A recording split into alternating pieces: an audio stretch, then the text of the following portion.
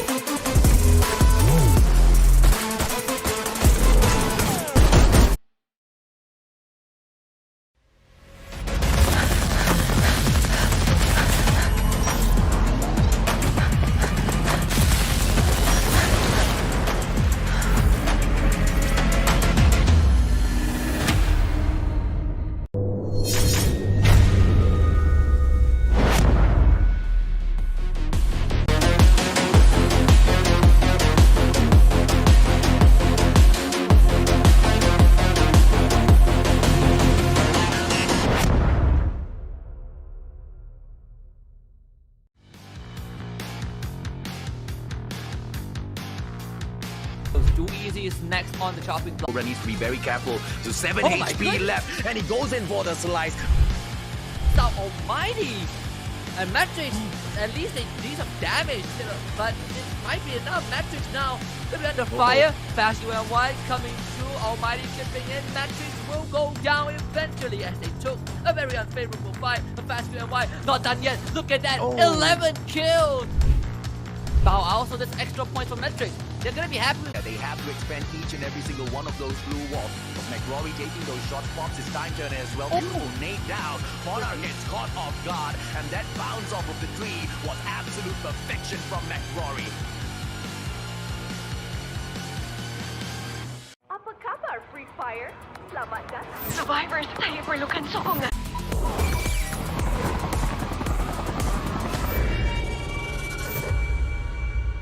Carikan kunci. Keluarkan saya dari sini.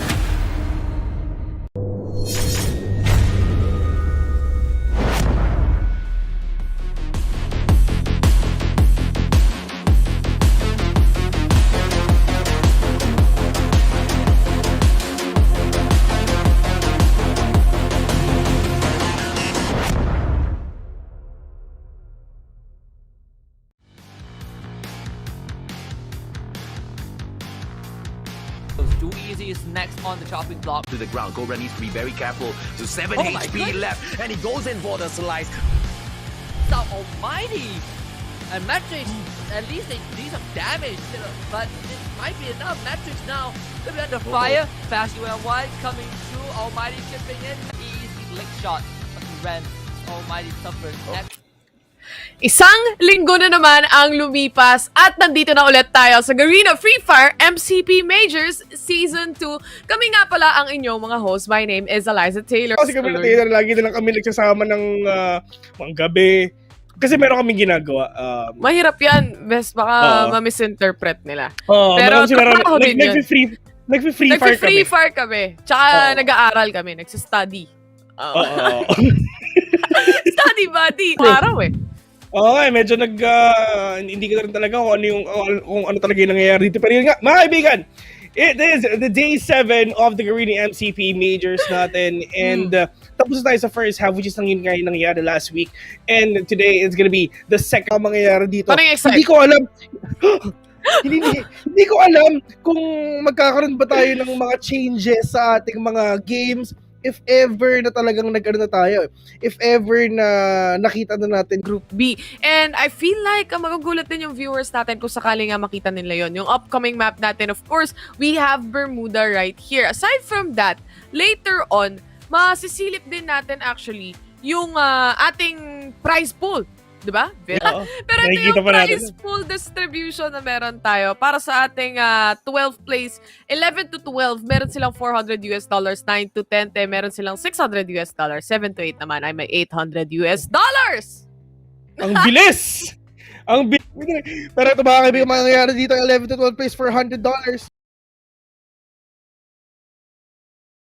Pero 9 to 10 place, 600. Pinasa mo na pala yun. Pero yun nga, 5 to 6 place is gonna be $1,500 to $1,000. Pero 4th place, $2,000. 3rd place, $4,000.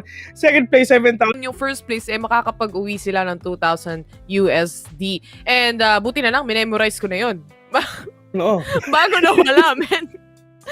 Sa ilang araw na pagsasama-sama natin dito, alam na rin natin yung point system. Pero kung bago ka lang, 1 kill is equivalent to 1 point. 11 to 12 place, walang...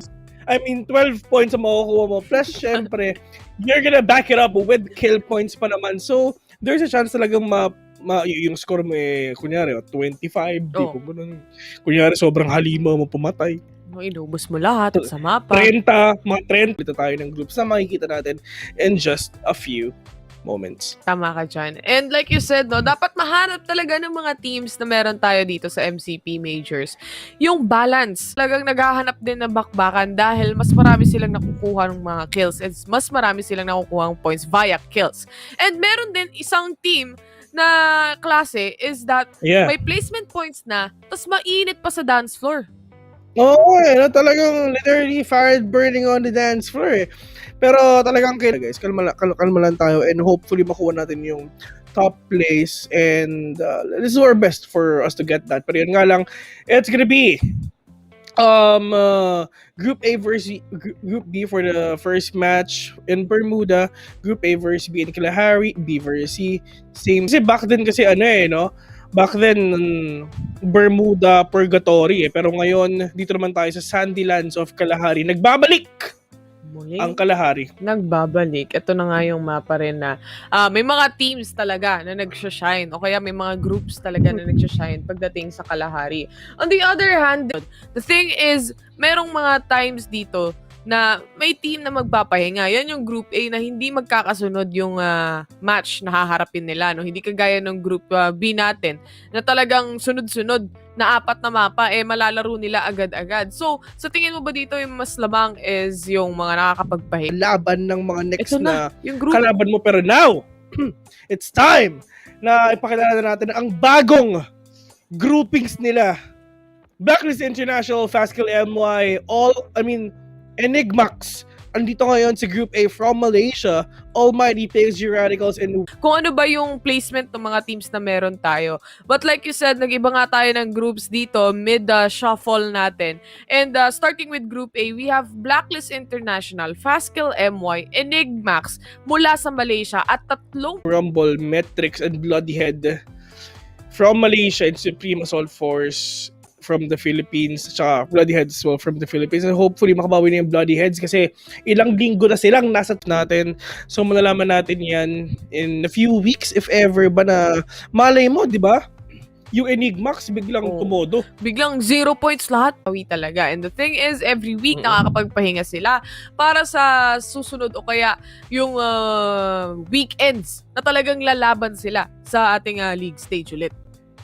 Tignan natin dito kung sino pa talaga ang lalaban at ang later on tatanungin natin sa mga natin, sa mga casters natin kung talagang solid ba talaga, if meron bang impact yung pagkapalit-palit nila ng groups well in the first place, kasi pagdating naman sa battlefield sila din naman talaga yung maglalaban, diba? Mga makakasabay mo dun sa mga drop. Tama, kasi parang mag-iiba yung pace nyo kasi medyo pwede natin sabihin na nasanay kayo na ito yung pace nyo. Pero dito sa pangalawang half natin, medyo there's a chance na baka talaga may mag-iba. Pero going back here sa ating teams to watch dito sa SAF, dito naman sa kabila partner. PXG Radicals yung kasunod niya. Nandyan si Tanamo, si Barba, Insanity, Ramiel, at si Most Dope din. Representing, of course, the Philippines as a team. Now, meron pang isang team na Malaysia naman galing. Ito yung AKO. So, if ever lang talaga na mahabol ng ibang teams itong tatlong bigatin dito sa ating tournament, oh my God. Talagang pwede natin sabihin na meron talagang maganda. Nagsimula na yung mga laban ng Group A versus Group B at lahat ng yon. Ang sila lang ang makakasagot basically ng ating katanungan din as well. Aside from that, Vil, later on, syempre huwag kayong mag-alala. Hindi lang naman yung ating mga teams yung posibleng manalo dahil of course yung viewers din natin. Nagkaroon na ng Valentine's, nagkaroon na ng AWM, ano pa ba yung mga AK-47? Nagkaroon na ng parang umaapoy, parang nasa impyerno and stuff. Sana ngayon may mga pakpak, may talagang wala. Susuportahan na lang kita. Susuportahan kita. Salamat, best. Kasi, Salamat, alam mo naman, partner tayo, hosting partner tayo. Sa lahat ng mga bagay, suportahan lang kita. But, with that, suportahan nyo rin yung Filipino teams natin. And of course, support and give energy dun sa mga teams na gusto nyong manalo. Comment down all the teams that you're supporting, mga kaibigan. Show them your love para syempre pag nabasa, para lang at least magkaroon kayo ng idea kung ano ba yung mga ipamimigay natin. And all you have to do is syempre just tune in. Baka ma-miss out nyo yung code Pero later on mga kaibigan, later on we're gonna show you the codes para lang at least malaman nyo kung ano ba talaga yung meron. Kasi comment ka! Yan, parachute, diba? Minabasa ko na yung comment section nung stream natin Diba? Kasi may konting delay. So, yung stream natin medyo kakasimula lang. Code agad, give it away to you. Huwag kayong mag-alala. So, makukuha nyo rin yan. Hanggang mamaya pa naman tayo. Totoo, hanggang mamaya pa. Hanggang alas 4 pa. Mga 5 siguro max, mga ganun. Wag naman. Alas 4 lang. Maximum na yun. Maximum naman na. Maximum na yun kasi lagi naman tayo natap Free-Fire sa phone din. Nag-enjoy ako, best. Nag-enjoy ako. I mean, all these glue walls, tapos all these like idol ko precision and stuff. Si McCrory. So, pinupulot ko yung mga grenade launcher So, ginagaya ko yung mga tactics niya. Hirap pala nun. Mahirap yun, man. Mahirap. Kailangan mo na matinding geometry, physics, lahat na pinagsama-sama. Pati yung wind speed nila no? hindi pong gaganong ka para malaman mo kung saan napupunta yung hangin. Pa-west ba? Pa-south ba?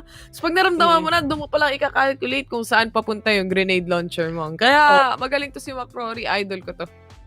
Tapos yung tropa mong sinali mo, tapos, nasan yung kalaban? Andun sa may puno, andun. Andun. Tumuturo lang yung uso, diba? Hindi sabihin kung saan mismo yung location. Exactly, which is medyo exact place kung saan natin narinig yung putok ng barrel, narinig yung mga footsteps, para lang at least magkaroon tayo ng idea kung saan pa talaga yung mga kalaban natin para syempre magkaroon din tayo ng edge dito sa laro. And yun nga, there's a lot of utilities na pwede natin talagang gamitin. We have our glue walls, chronosphere, yung mga nades and stuff. And yun nga, gamitin talaga natin yan. Kasi it's just, if ever you're gonna use that, it's just free, man. It's just free to use. Also, aside from that, lalo na kasi kapag, kunwari, yung mga end ng circle is open na open talaga. yung glue wall na yan yung nagiging bato nila, yan yung nagiging parang bahay sana o kaya yung compound na wala doon sa last circle. Yung glue wall, minsan nagiging double-edged sword din dito, Vil. Kasi you never know kung magagamit ng kalaban against you, naiikutan ka, o kaya ikaw yung magiging in advantage in that position. Pag nag-glue wall ka, make sure na patayin mo yung tao na papunta sa'yo. Kasi you have that, you have that fort already.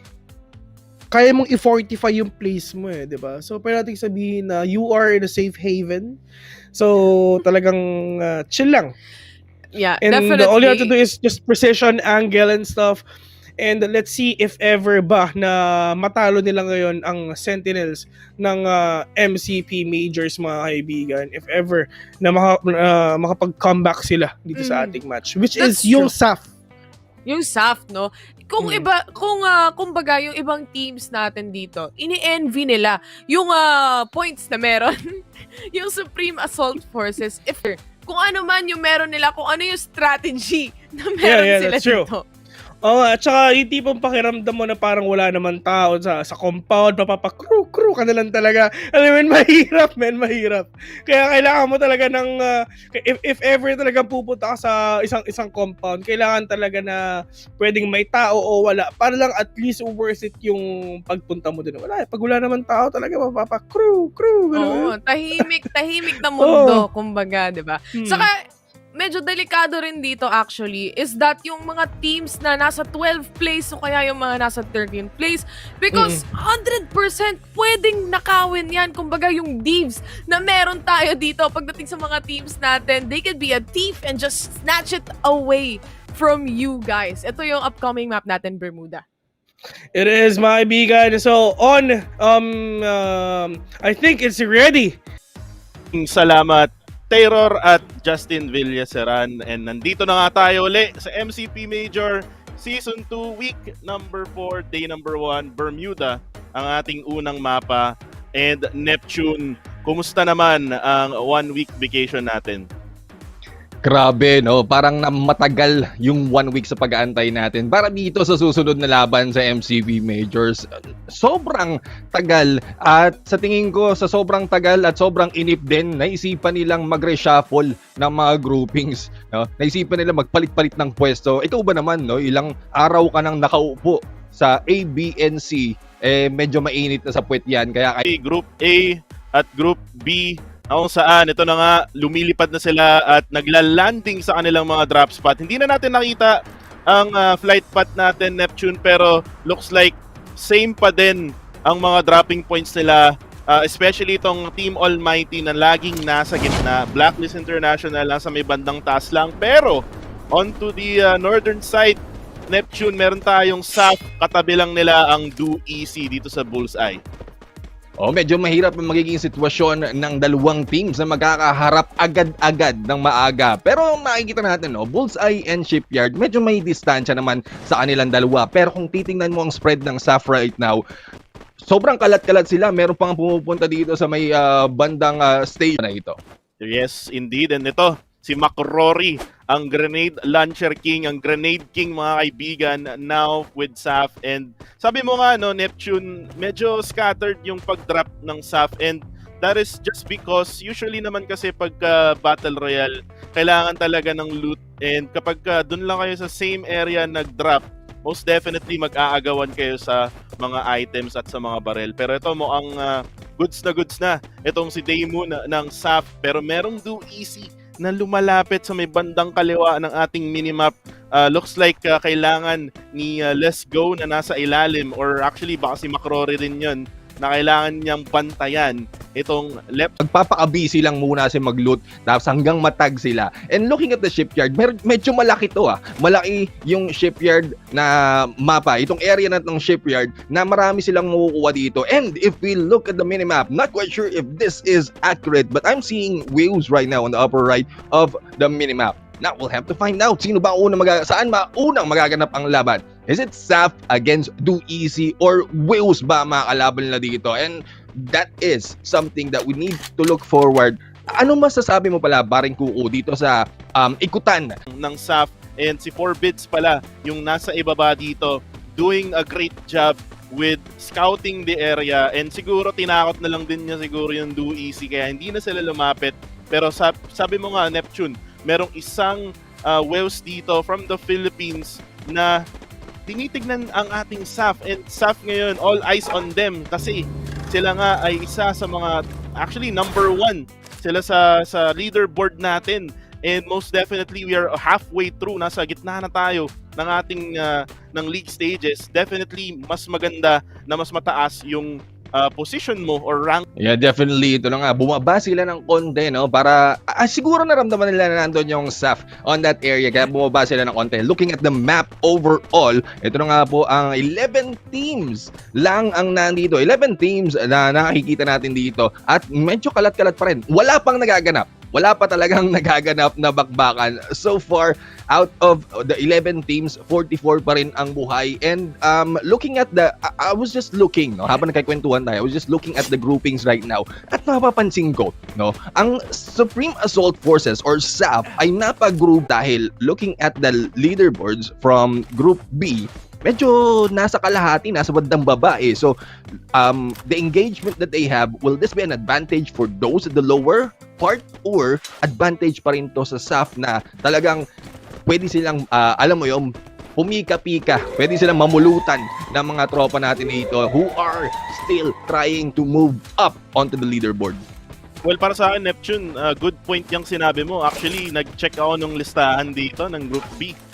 Karamihan actually yung SAF lang talaga yung malakas. Sa Group B ka na lang dito sa mga teams natin na nasa ibaba ng ating leaderboards, and they can actually get some kills. And pero meron tayo PXG na lumalaban ngayon dito sa Freedom Rumble, at si Dren ay mamamatay na nga dito with the first blood. Si Barba na nga ay aggressive, umaangat na nga siya dito sa may bandang mountain area dito. Si Vegeta andun sa may pinakataas ng bato, binatohan siya ng granada pero walang tumama dito kay Barba.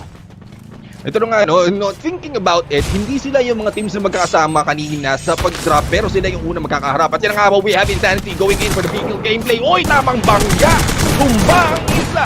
Sino kaya susunod mabagsak? Abang, Vegeta! Start stock sa mga tropa natin ng PXG Radicals. Abang na, eliminate na nga. Ito na nga, no, mukhang may dalawa pang natitira, pero hindi na. Orthodox gameplay, mga kaibigan.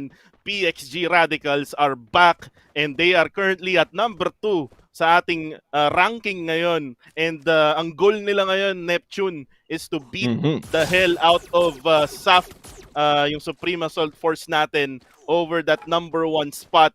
And actually, nag-research ako about PXG Radicals. Sabi nila actually, isa sila sa mga teams na bago. So baguhan lang talaga sila when it comes to international gameplay. And ang galing no Neptune, talagang nakaka-adjust sila agad-agad kahit na sobrang bago nila dito, yung susunod nilang action.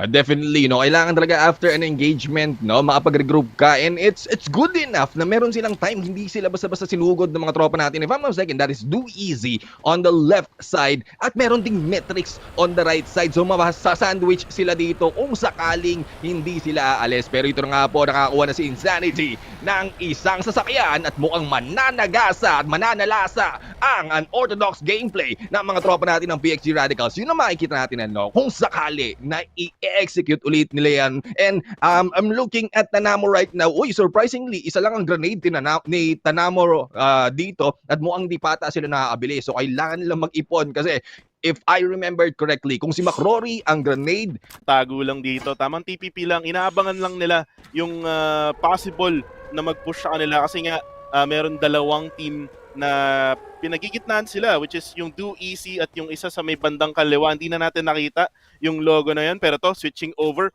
Fastkill MY versus Blacklist International.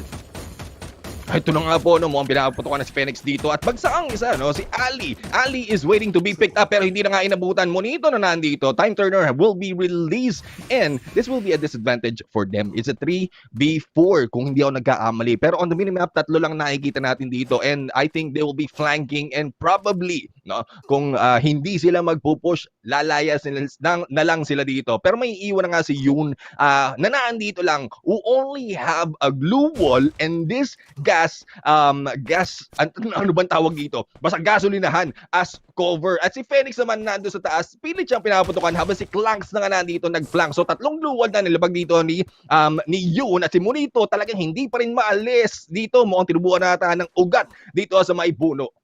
Oo, at nasa blue zone sila ngayon, Neptune, so nababawasan din sila at the same time. At si Phoenix ay mananakdown na nga dito and Manflank will go to the revive or to the help, and now the grenade is in. Matatamaan niya kaya yun. Yun, tinamaan ng onti doon. Galing sa granada ni Monito, and Monito will try to go back out with Clanks getting that quadra kill. Fast kill MY. Dalawa na lang ang natitira sa kanila, Shark at saka si Monito. Grabe, no? Kung quadra kill na ang mga tropa natin ng Blacklist Internationals, ibig sabihin, kasi napalaban na sila sa Bloody Heads kanina, so dalawa na rin ang bagsak sa mga tropa natin ng Bloody Heads. Si Shark, medyo nakalayo na nga para si Monito. Ito, pinabagsak na naman dito, and I don't think there's any way na makakaalis pa si Monito dito kahit dumating pa si Monita. At yan na nga po, no? Bagsak na ang isa, nag-iisa lang natitira sa mga tropa natin ng fast kill. It is a fast death for them, pero Blacklist International, hindi nila ma-decode. Tama, hindi nila ma-decode ng Blacklist International. We are still on the second phase, so okay lang na tumambay sa labas ng circle, mga kaibigan. And right now, PXG Radicals right now has their vehicles all set up. Talagang naka-ready, no, Neptune? Ready silang sumakay at gawin yung unorthodox gameplay nila. Pero to Fast Kill MY, si Shark, hinahabol ngayon ng ating Team Almighty. 1 HP left, and Fast Kill MY eliminated na nga and out of the game at 10th place. Napakaaga for Fast Kill MY.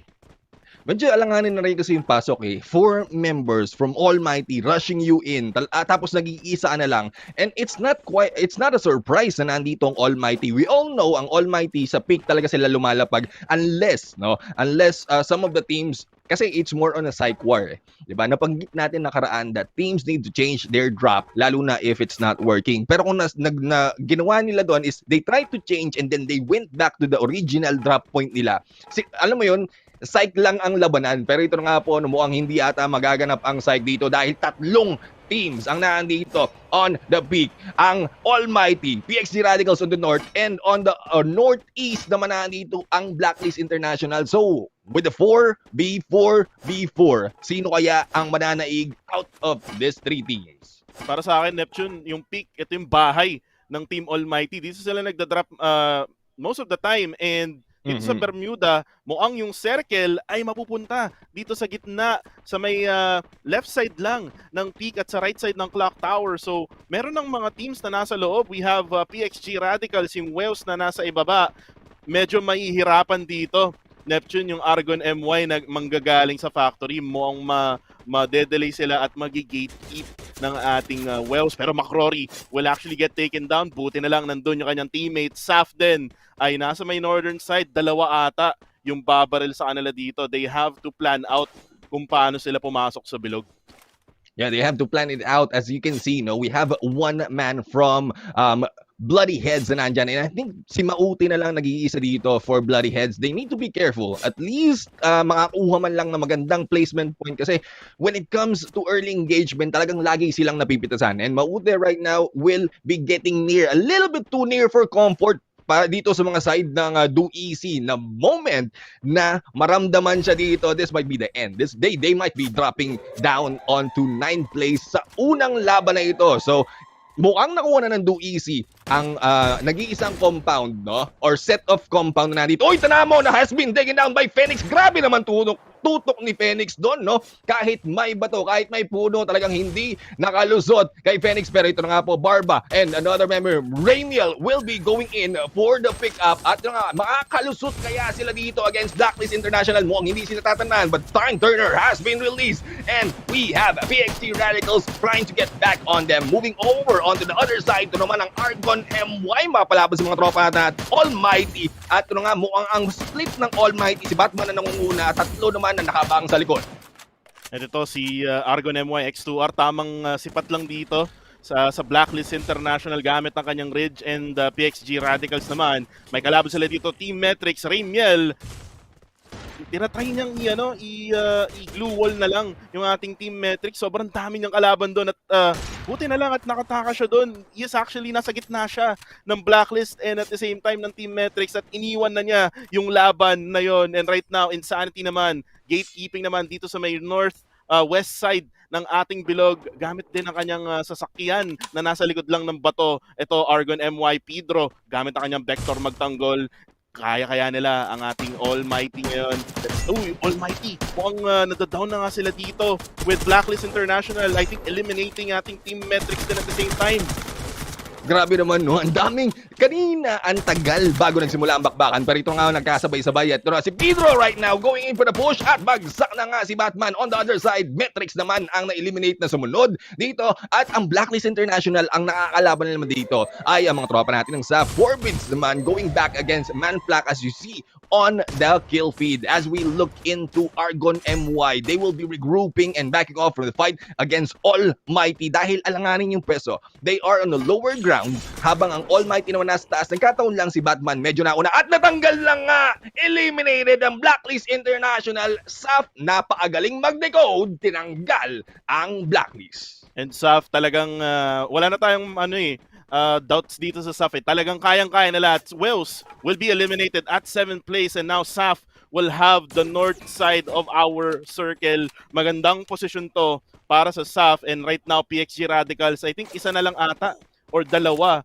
yung natitira dito, which is Remiel and Insanity, and now they're gonna be pushed ng ating Do Easy 4v2 situation. Let's see kung kaya nilang labanan to. Siya will go for that shotgun hit pero very minimal lang ang nagawa niyang damage dito. Ipan will be able to eliminate Remiel on the kill feed. At the same time, yung ating Almighty na si Ren ay mamamatay na nga.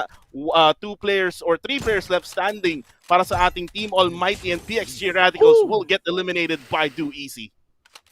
Grabe naman no. Despite of the early engagement that they have, it is PXG Radicals who will be taking down the doon sa mga nakalaban nila kanina. And Do Easy right now, Ipan will be going down. Nakikita natin yung spread dito. At si Saf, no, meron silang sinusugod. Mukhang ginitnaan sila. And there goes Almighty. Inubos na nga ng mga tropa natin dito ng Saf, and McRory is the one taking that kill. We only have 4 teams remaining in here. And Do Easy is still 4-man strong. Ang mga tropa naman natin ng Saf ay nandito sa high ground. Mukhang magandang advantage dito. Pero ang bloody heads mukhang pumipitis o pipitas sa likod at yan nga hindi nila masisimplihan ang mga tropa natin ng Saf, no? Napaliso din ni Daemon, nakaikot na nabaril ang tropa natin ng Bloody Heads, and here comes Bayets going in for the push, going in slightly inside of the circle habang pinapatakan naman. Wow, ang Bayets in there! Pinawian ang Saf with that triple kill! And that was a triple kill rather on the kill feed na, and Argon MY will be taken down here na si Pedro na lang ang natitira dito. Kasama yung kakampi, down na rin si Pedro, X2R na lang at siya gamit ang kanyang fan. Isusugod na nga niya to, and right now Argon MY is eliminated. Do Easy will get that first booyah. Wow, Neptune, ang ganda. Oh my freaking G! Grabe naman ang pinakita ng mga tropa natin ng Do Easy dito, no? First off, no? First off, sila ang unang napalaban sa had the opportunity mapalaban, no? They backed off a little bit. So, I'm thinking na questionable yung confidence nila sa isa't isa. But as they go and move into the final 3, final 4, talagang inubos sila ang Saf with that one grenade launcher shot, and grabe. It was surprising for Do Easy, but still congratulations to this team moving up the ranks. Yes, indeed. And sobrang, sabi ko nga, ang ganda ng pagkabato doon ni Bayet. Saktong-sakto na kung saan yung Saf. And hindi na malayo ng Saf yun. Wala silang idea. Sobrang gulat sila dun sa nangyari. And they ended up sa 3rd place. And yun na nga yung Argon MY. Siguro sila din at the same time nagulat. Kasi nakita mo sila, hindi na sila gumalaw sa glue walls nila. Talagang na-stuck na lang sila doon. And with that momentum na meron yung Do Easy, talagang ginamit nila yon until to the point na nakinuha na nila yung buya na for game number 1. Grabe And, man. Let's see. yeah. And welcome back sa ating mga hosts, no? And let's see, what do you have to say about that game? Man, nagulat din kami. Nagulat si Tiro. Dito na pala kami. Hindi, Ayun actually nga. talaga yun. Sinadya namin yun, guys. Oo, so mga kaibigan, welcome back dito sa ating post-show mga kaibigan. And once again, we've just seen Do Easy na talagang this is their second Booyah already, tsaka yung second is Argon MY. Well, doon sa nakita natin na yun, it's just Argon MY, konti na lang magbubuya na sila pero yung nga lang medyo hindi nga talaga umabot. Well, sila kanina is nasa 15th place sila, pero for sure, they're gonna rack up their points para lang at least makaakyat pa sila ng todo-todo. Ang pinagkaiba ng Bloodhead tsaka ng Do Easy, ganito ba? Ang Bloodhead na score nila is 178, tapos ang score ng Do Easy is 148. So, 30 ang kailangan habulin ng mga nasa 13th place pababa para lang at least masilat yung 12th place na yan. Well, actually guys, I mean, ito yung gusto ko talaga tanongin sa inyo. Nung first half natin, nakita natin yung mga group stages, pero pero dito sa ating second half, nagpalit-palit tayo ng groups. Meron kayang significant na change ang na mangyayari dito, or it's gonna be the same thing lang? Let's start with Mr. Neptune Garcia. Yeah, katulad ng banggit natin kanina, no, with SAF being part of Group B, na sabi nga ni paring Kuku, sila lang yung nasa top, I would say top 5 of the group, tapos mapapasama sila dun sa nasa gitna. So there's a tendency na pwede silang pumitas-pitas lang kasi we know what SAF can do. And then in turn, no, dahil nagkasama-sama yung pareho ng sabihin na magkakasunod on the leaderboards, there's a chance that they'll be able to take off on this match dahil parang balanse na most of the teams on that group. Yeah, that's true. Tulad nga na pag-usapan natin before mag-start yung match, mga kaibigan, medyo balance din talaga yung team. Well, Kuku, Mr. Jericho Piscos, this is the first time na maglalaro ang Blacklist International na unang-una sila. Meron bang change yun or whatsoever, or yung pagpapalit natin ng group stages parang ganun din naman kasi in the end of the day maglalaban-laban din naman sila lahat. Well, I mean, so for Blacklist International, I mean, wala naman naging change sa kanilang gameplay.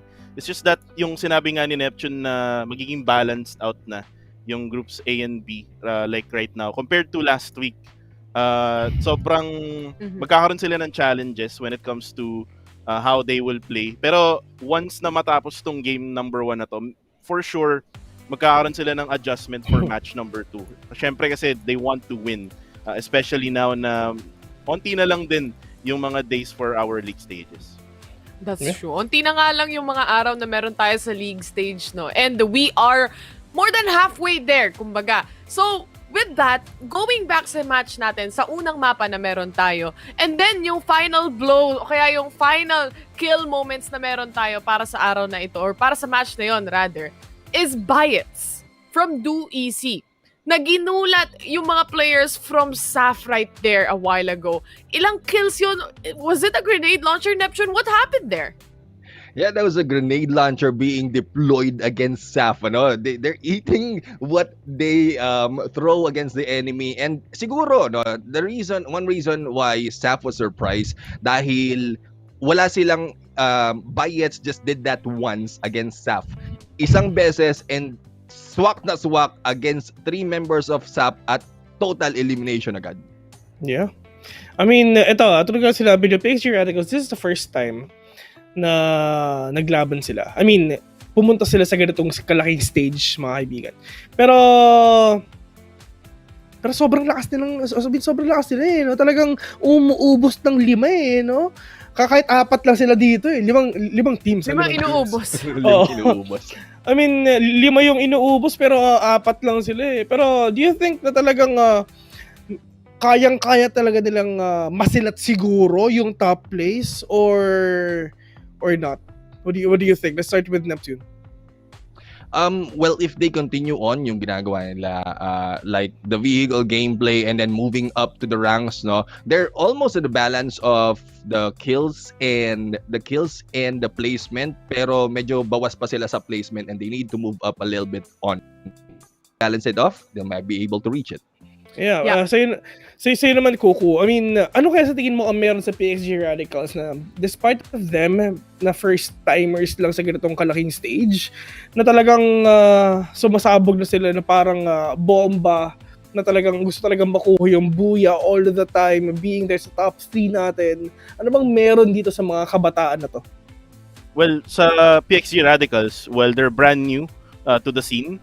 And at the same time, they're providing us with yun nga, yung unorthodox gameplay nila na gumagamit sila ng mga vehicles when it comes to crashing yung mga other teams. Compared dun sa iba, kung mapapansin nyo, no, yung PXG Radicals lang yung may sasakyan dun sa match number 1 ng time na yun. There was only, I think, one other team na may gumamit ng bike or motor. Pero most of the time, they have their vehicles right just beside them, wherein yung others talaga hindi nila ginagawa yun. So, for me, yung PXG Radicals, bringing that type of gameplay basically makes them unique dito sa ating groups A and B. Yun nga, no, aside from that, sabi mo din na parang young bloods, kumbaga, pagdating dito sa matches natin, no, pagdating sa malaking stage ang isang PXG Radicals. Pero ang hindi mga young bloods dito, Neptune, sa tingin mo ba yung performance nila, kagaya ng mga SAF, maganda talaga, dire-diretso lang to, tuloy-tuloy lang hanggang makarating tayo ng Grand Final. Sa tingin mo, may mga malalaking changes pa ba na makikita sa scoreboard? Kasi throughout the days na meron tayo, palaki na rin yung gaps sa score natin. Oh, well, judging from how well SAF is performing in their, nabanggit na natin kanina, yung placement and the kills. It's just that they might not have the booyah at that moment, but if we look at the kills later on, probably when we have the rankings, makikita natin na medyo nakakaangat. And that is what's good about SAF. Consistency as well as moving in engagement and choosing the fight that they can. Pero eto, I mean, this is the second half already. Marami pa tayo talagang malalaman dito sa mga teams na to. Well, I'm actually hoping na yung mga players na nasa 13 pababa, which is isa-isahin ko sila. Sila Do Easy, Z Squad, Argon MY, Umbrella Reborn, Cannot X, Enigmax. Hopefully makabawi talaga dito sila dito sa ating mga matches. Pero on to our round standings, mga kaibigan, just Do Easy getting their second booyah already with 12 points and 13 kill points. Actually, sobrang dami lang napatay. It's actually really a good thing. 25 points sila ngayon, mga kaibigan. Bloodyhead 7. So, konti na lang, muntik nang mahabol ng Do Easy ang Bloodyhead dito. Meanwhile, ang SAF is 16th place, Blacklist International just winning at that area, getting a third place, mga kaibigan. And ito na ata ang rise. And hopefully, ito talaga yung rise ng mga nasa 13th pababa. Totoo. Kaya ito yung sinasabi mo rin kanina, Vil, no, na posible yung mga rounds na to, posible yung mga kill points na meron tapos may kasama rin placement na makaka 25 points ka talaga. Ang alam ko, yung isa sa mga pinakamataas na puntos na nakita natin, nakapag 30 pa nga 'di ba? So parang get that 30 bro na lang talaga ang masasabi mo. And looking at the standings also, like you said a while ago and you mentioned na yung Do Easy kahit paano naghahabol din to ng scoreline So, with that, despite yung mga ganitong mga rounds na meron din tayo, SAF is still there. Kuku, nandun pa rin yung consistency na meron yung team na to. Bakit until now, wala pa rin nakakapag-punish sa kanila o wala pa rin parang nakakapigil? Well, siguro nandun na rin yung takot factor na pwede nating sabihin na yung ibang teams like yung Argon MY, like yung Enigmax, like nasa baba sila ngayon. Siguro takot na rin sila sa teams like yung PXG Radicals or yung SAF. And SAF with their formidable force na kung saan kaya nilang mag-placement and at the same time kaya nilang mag-wipe out ng very easy ng ibang team. Kaya sila nandun pa rin sa top number 1. Pero ito, we have our upcoming map here, Kalahari, Terror. Din dito, Neptune, yung no? Malakas din dito ang SAF actually. Dito nagsashine yung mga grenade launcher ni McCrory. No, it's more of the position, yung verticality dito, doon yung magiging advantage. Kaya nga nag-surprise kami kanina on what Do Easy Bayets did. Kasi nasa baba siya and then nag-grenade launcher pataas. So that seldom happens. Pero like what you mentioned, Saf, no, dahil proficient din sila on the grenade launcher, they can use this on this map, especially dito sa Kalahari. And now, ladies and gentlemen, we're gonna throw na ngayon sa ating next map, which is Kalahari. So, on to our casters, Poging, Neptune, at saka Huku. It's time. Let's go. Ayan, maraming salamat sa ating mga hosts, and hopefully, for those of you watching right now, you're getting a lot more of what's happening, no, sa discussion namin ito. But here we go, mga dreams na nga natin dito will be flying in. Though, I had a glimpse, nakita natin na sulya pa natin kanina yung flight path. They went in from southeast to northwest na nandito, wherein, medyo kakaiba na nagiging placement ng ibang mga teams, pero I think it's Bayfront and Command Post kung saan una magaganap ang laban, paring Kuku.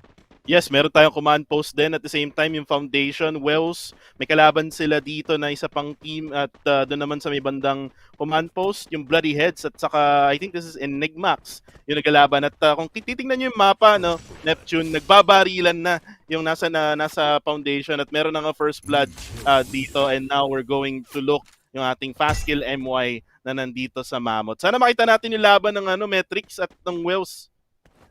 Kasi mukhang inuubos na ata dyan nga po.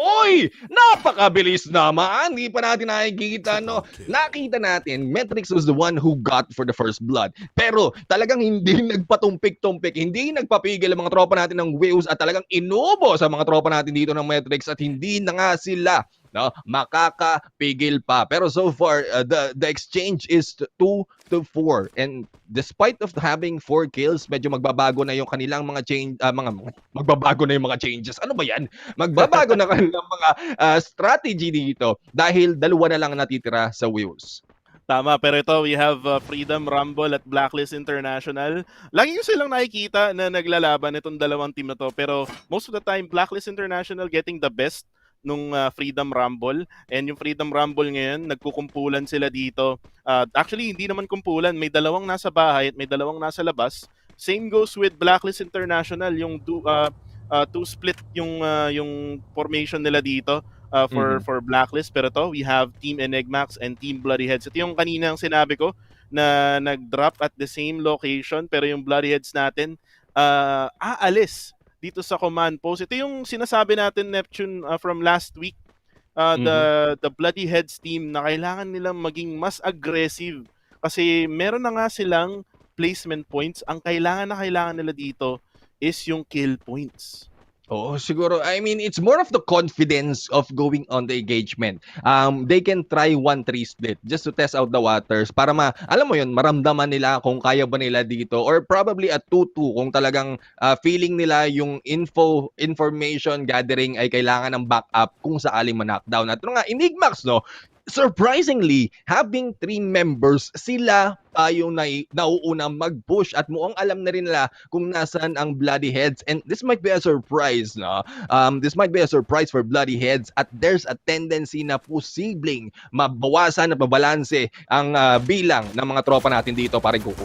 Tama yun, pero ito si number 2. Sumugod na nga dito sa Bloody Heads. Knockdown na nga niya dito yung isang player ng ating Bloody Heads, si Mark. And Mark, mamamatay na nga dito. 3 players ang alive na lang for Bloody Heads. Ang napansin ko actually, no, Neptune, 3 lang pala yung players ng ating Team Enigma. Si Black Slumber 2 at saka si Lonsem. So, parang disadvantage pa nga nangyari sa kanila dun. However, ang nangyari sa ating Bloody Heads, so sobrang passive nila as a team na nabawasan sila, which is yung si Mark. And right now, yung 3 player na si Maute, CJ at saka si Morgana, nagka-camp na lang dun sa other side ng ating command post. I think yung Enigmax, they have yung confidence after killing yung 1 player ng Bloody Heads na si Mark, and right now they're planning out kung paano sila susugod dito sa ating Bloody Heads. Ano, grabe, no? They know that they're missing one member and then they took the opportunity of taking one out dahil karamihan naman dito kasi 4-man strong eh. So tinanggal na isa. Ngayon balanse na 3v3. But looking at the position and how Bloody Heads responded to that takedown, medyo magiging confident lalo ang Enigmax dito. Hopefully, it is just a bait tactic from the side of Bloody Heads para mag-push in ang mga tropa natin Enigmax. And here we go, Slumber right now going for the push. Pero ito nga, we have Black right now being shot from afar. Second floor ang pwestuhan ng mga tropa na ito. The moment na lumabas ka sa bintana, may malaki yung tendency na mapitas ka agad eh. So, I don't think this would be a great spot for them to go in, a great tactic. Pero ito nga, pinuntahan sila sa ilalim. So, out na yon, scrap na yung tactics na yon. Pero ito, Black right now, mukhang maliliguran. And there you go, Morgana with a vector magtanggol. Pero binawian naman si Slumber 2. Dalawa na lang natitira from the side of Enigmax. They have to survive. Otherwise, Bloody Heads will eliminate them. And there you go. The comeback and the avenging mark on that fight. 3 kills from Bloody Heads. Not bad, no? More chance for them to move up the ladder. Yun na nga, yung ating comeback for Bloody Heads. Namatayan sila ng isa, which is si Mark. Pero maganda ang kanilang formation. Nagkamali nga lang yung ating Enigmax, no? Neptune, nag-push sila doon sa may hagdan na iisa lang naman yung daan. So, madaling-madali silang mababaril doon ng Bloody Heads. At yun na nga yung nangyari sa kanila. Naubos sila ng sobrang bilis na kung saan wala na sila ngayon sa second match natin for today. And ito, we have Argon MY sa foundation. Kalaban nila dito sa may bandang taas. Ngayon, naglulut lang sila, Neptune. So still, they still pose as a threat dun sa may team na nasa may bandang taas. They need to go inside the circle though. Malapit na ring mag-close yung ating bilog. Ito na nga, no, going in from foundation, konting adjustment lang. They might have a little bit of cover in here as they move along, pero they might be going straight to the hands of Wheels. Going in naman sa Freedom Rumble, they are going for the vehicle gameplay as well. Siguro nababanggit na natin noong mga nakaraan that it is essential that you use the vehicle not just for escape, not just for entry, not just to block the enemies, but you can also use it to push out, no, yung mga kalaban, and then alam mo yon, get them catch them off guard, tapos sa mo nila babakbakan, sa kanyo sila babarilin, no? That's another way that you can do it. And these teams na gumagamit ng iba-ibang klase ng utilities, iba-ibang klaseng tactics in different ways than one, sila yung kadalasan nakakalamang talaga on this engagement. And one good example, Neptune, dyan sa sinabi mo is yung PXG Radicals. They use it for them to attack people, and sometimes they use it for escaping. And right now, we have here Vegeta. Kasama niya si Apam. Tamang angkas muna tayo dito. May delivery yata yung ating Freedom Rumble papunta doon sa kanilang susunod na pupuntahan. Pero to, yung update ng ating circle, looks like yung teams natin nakapag-settle down na sila sa kanya-kanyang mga post dito. We have teams, 4 teams actually, very nearby each other sa ating gitna, which we have Almighty, yung Bloody Heads. Sa may bandang baba, I think this is Saf, and then dun sa may bandang kanan or kaliwa ng Saf, yung Do Easy na nanalo kanina. And look at the circle now. Wow. Grabe, parang binili ng 4 na teams yung bilog. Surprisingly, no, nakakagulat. Well, surprising. Napaka-redundant ko ngayon, paring kuko, no? Pero anyways, kanina ang Do Easy nasa refinery. Alam natin, kadalasan, pag nandito tayo sa Kalahari, refinery yung unang lapag, kadalasang lapag ng circle, no? Ngayon, bumaba sila sa south ng mapa natin at nandun naman sila sa gitna. So, I don't know if there's they can read how it works, or there's also, I remember now, meron palang class that can read kung saan lalapag yung circle, and I think they are utilizing that to their advantage. Yeah, definitely. Yung mga ganyan, syempre, they will utilize it. And right now, Morgana getting hit by Batman ngayon from afar. And dito natin makikita yung mga long-range shots natin dito sa Kalahari. And right now, we have Do Easy then at the same time waiting for Bloody Heads. Yung Bloody Heads ngayon, they don't really have to rotate. Nasa loob sila ng bilog, so they just have to wait para sa susunod na circle. Pero to, Saf, nasa likod na ng Do Easy. may nag-aabang na laban dito, Neptune. Nako, mukhang sandwich pa nga yung ating do easy dito. Ito, pabilisan na lang sa galawan ng mga tropa natin do easy. Kailangan nilang ma-eliminate ang isa. Pero mukhang ang SAF, no? Umaatras sila dito. They've already crossed the road and they are moving away from this fight. Do easy naman na dito. Mukhang maganda yung pinakita nila from the first round. At mukhang sila na ata yung kalatautan dito. Kasi yung isang linggong pagpapahinga natin, marami na silang nagawang practice. Marami na silang napagsanayan, napagpraktisan ng mga tactics na ngayon pa lang siguro natin makikita. Kaya this is a great time, no? Napakaganda nung pahinga ng isang linggo tapos laban for 2 days kasi magagamit mo yon to adjust your tactics to be able to catch up to the scores. Ang tanong kasi, is that effective against the other teams? Pero ito nga po, yun right now, going against Argon, MY na nasa labas ng circle, mukhang pumipitas at pumipitas na lang ng napakarami. Namumuti na ata dito si Monito. And here we go. X2R has been eliminated, has been taken down at 3 na lang ata, 2 natitira from the side of Argon MY.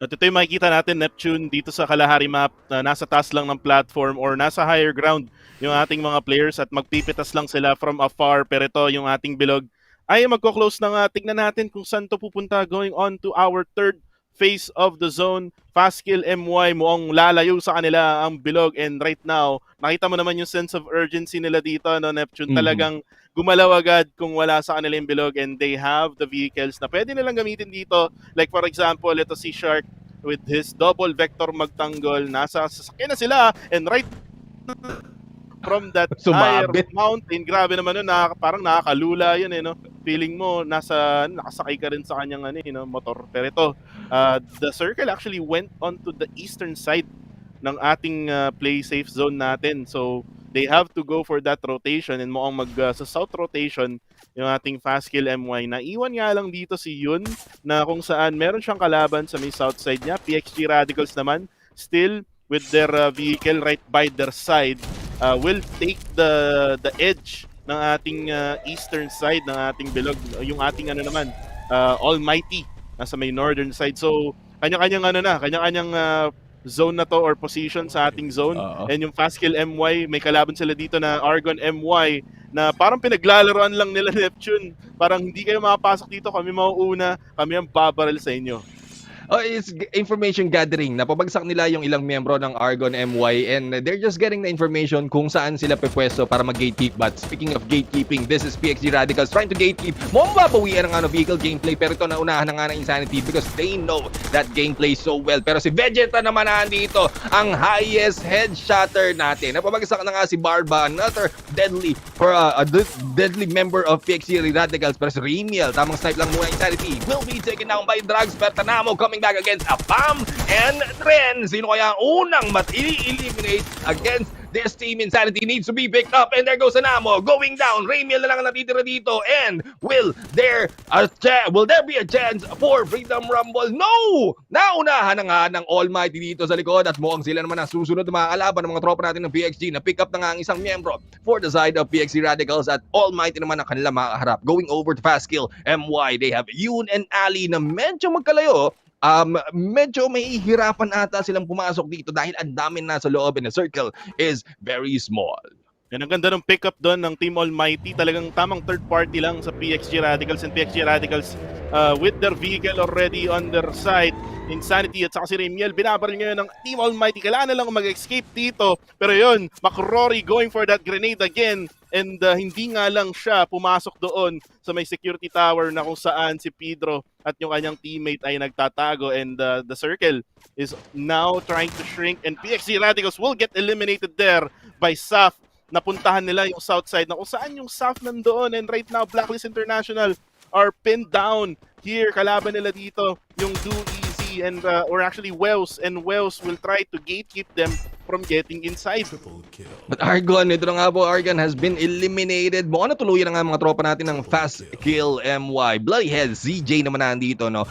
ito literal na camping kasi may tent sila dito. Tamang abang-abang lang muna. Pero sino kaya unang papasok? Sino kaya unang babagdak? Ito nga po nagkasuguran behind the glue wall. Medyo hindi natin makikita pero ito nga, everyone else is going back at Maute was able to take down 2 members. A third will be taken out by CJ at yun na nga po mukhang malapit na si Phoenix na lang natitira. If they will be able to eliminate Blacklist International, this will be a good play for the side of Bloody Heads. Pero mukhang hindi sila tatanan dahil si Phoenix, binalikan na nga si CJ dito at Phoenix going for the pick up. Napaangat na nga si Clanks dito at if I'm not mistaken, nag-iisa na lang ang Bloody Heads on that. It's now a 1v2 and then the rest of the teams are hearing the gunshots at mukhang mababalikan na nga sila sa laban na ito. But Wills will be eliminated by it once again with that grenade going in for those kills. At ito na nga yung ating Blacklist International versus Bloody Heads. Knockdown na nga dito si Maute. One more guy left. Si Morgana ang natitira for Bloody Heads. Going for that healing game doon sa loob ng tent. Blacklist International pushing in sa ating bilog. Kailangan na nilang pumasok kasi pa-close na ang ating bilog. Bloody Heads will get eliminated. Now, we have 5 teams remaining. We have do easy. Mga top teams to yung meron tayo. Quadra kill na nga para sa fast kill MY. Blacklist International has pulled up the glue wall and kita-kita natin dito yung granada at na-eliminate na nga doon yung isang player ng ating team Almighty. Sobrang daming tao sa sobrang liit na bilog. Grabe, no? It's only these tents that they are hiding out. Pero nakita natin kung ganong ka-utilize ang mga grenades na nandito. There are several kills already being done by the grenades and it's not even the grenade launcher. So what more kung makapaglabas sa mga tropa natin dito of grenade launcher? I think Ipan has been eliminated by Sap using a grenade. Mukhang pambawi na ata. That is the answer to what happened earlier. Pero nga po, Batman is going in for the grenade launcher, taking 3-man from the side of, or 2-man from the side of Do Easy, and Sap will be eliminated as well with the grenade launcher. Grabe naman si Batman, bumabawi, pero ito nga, Batman has been taken down. Si Rena lang na ata nanditira dito for the side of Almighty, and Do Easy will be eliminated. Cobra taken down by it in there, and Almighty is down, giving the booyah to the side of Blacklist International.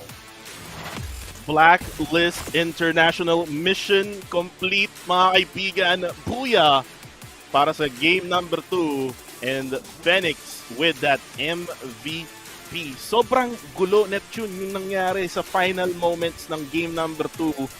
Pero ang ginawa nila is they just went for that healing game and at the same time, kitang-kita mo si si Bayets, nagtago na lang dun sa may isang tent, naglagay ng 2 glue wall dun sa openings at hindi niya siguro kinaya yung poison na ginawa nung zone.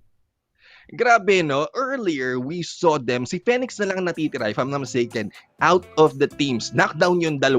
Na-pick up pa nga yung 2 and then came back to get the booyah. And that is an epic moment for them. If I'm not mistaken, 6 pa rin yung natitira when they were knocked down. And then they went in taking first place on that fight.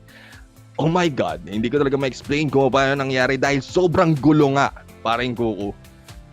Oh, sobrang gulo to the point na hindi na natin alam kung sino yung mananalo, nagulat na lang tayo na Blacklist pala yung mananalo doon. Almighty, akala ko sila yung makakuha ng buya kasi they're trying to go for that circle. Pero ito na nga, pag-usapan pa natin to kasama yung ating mga host na si Vil at si Taylor.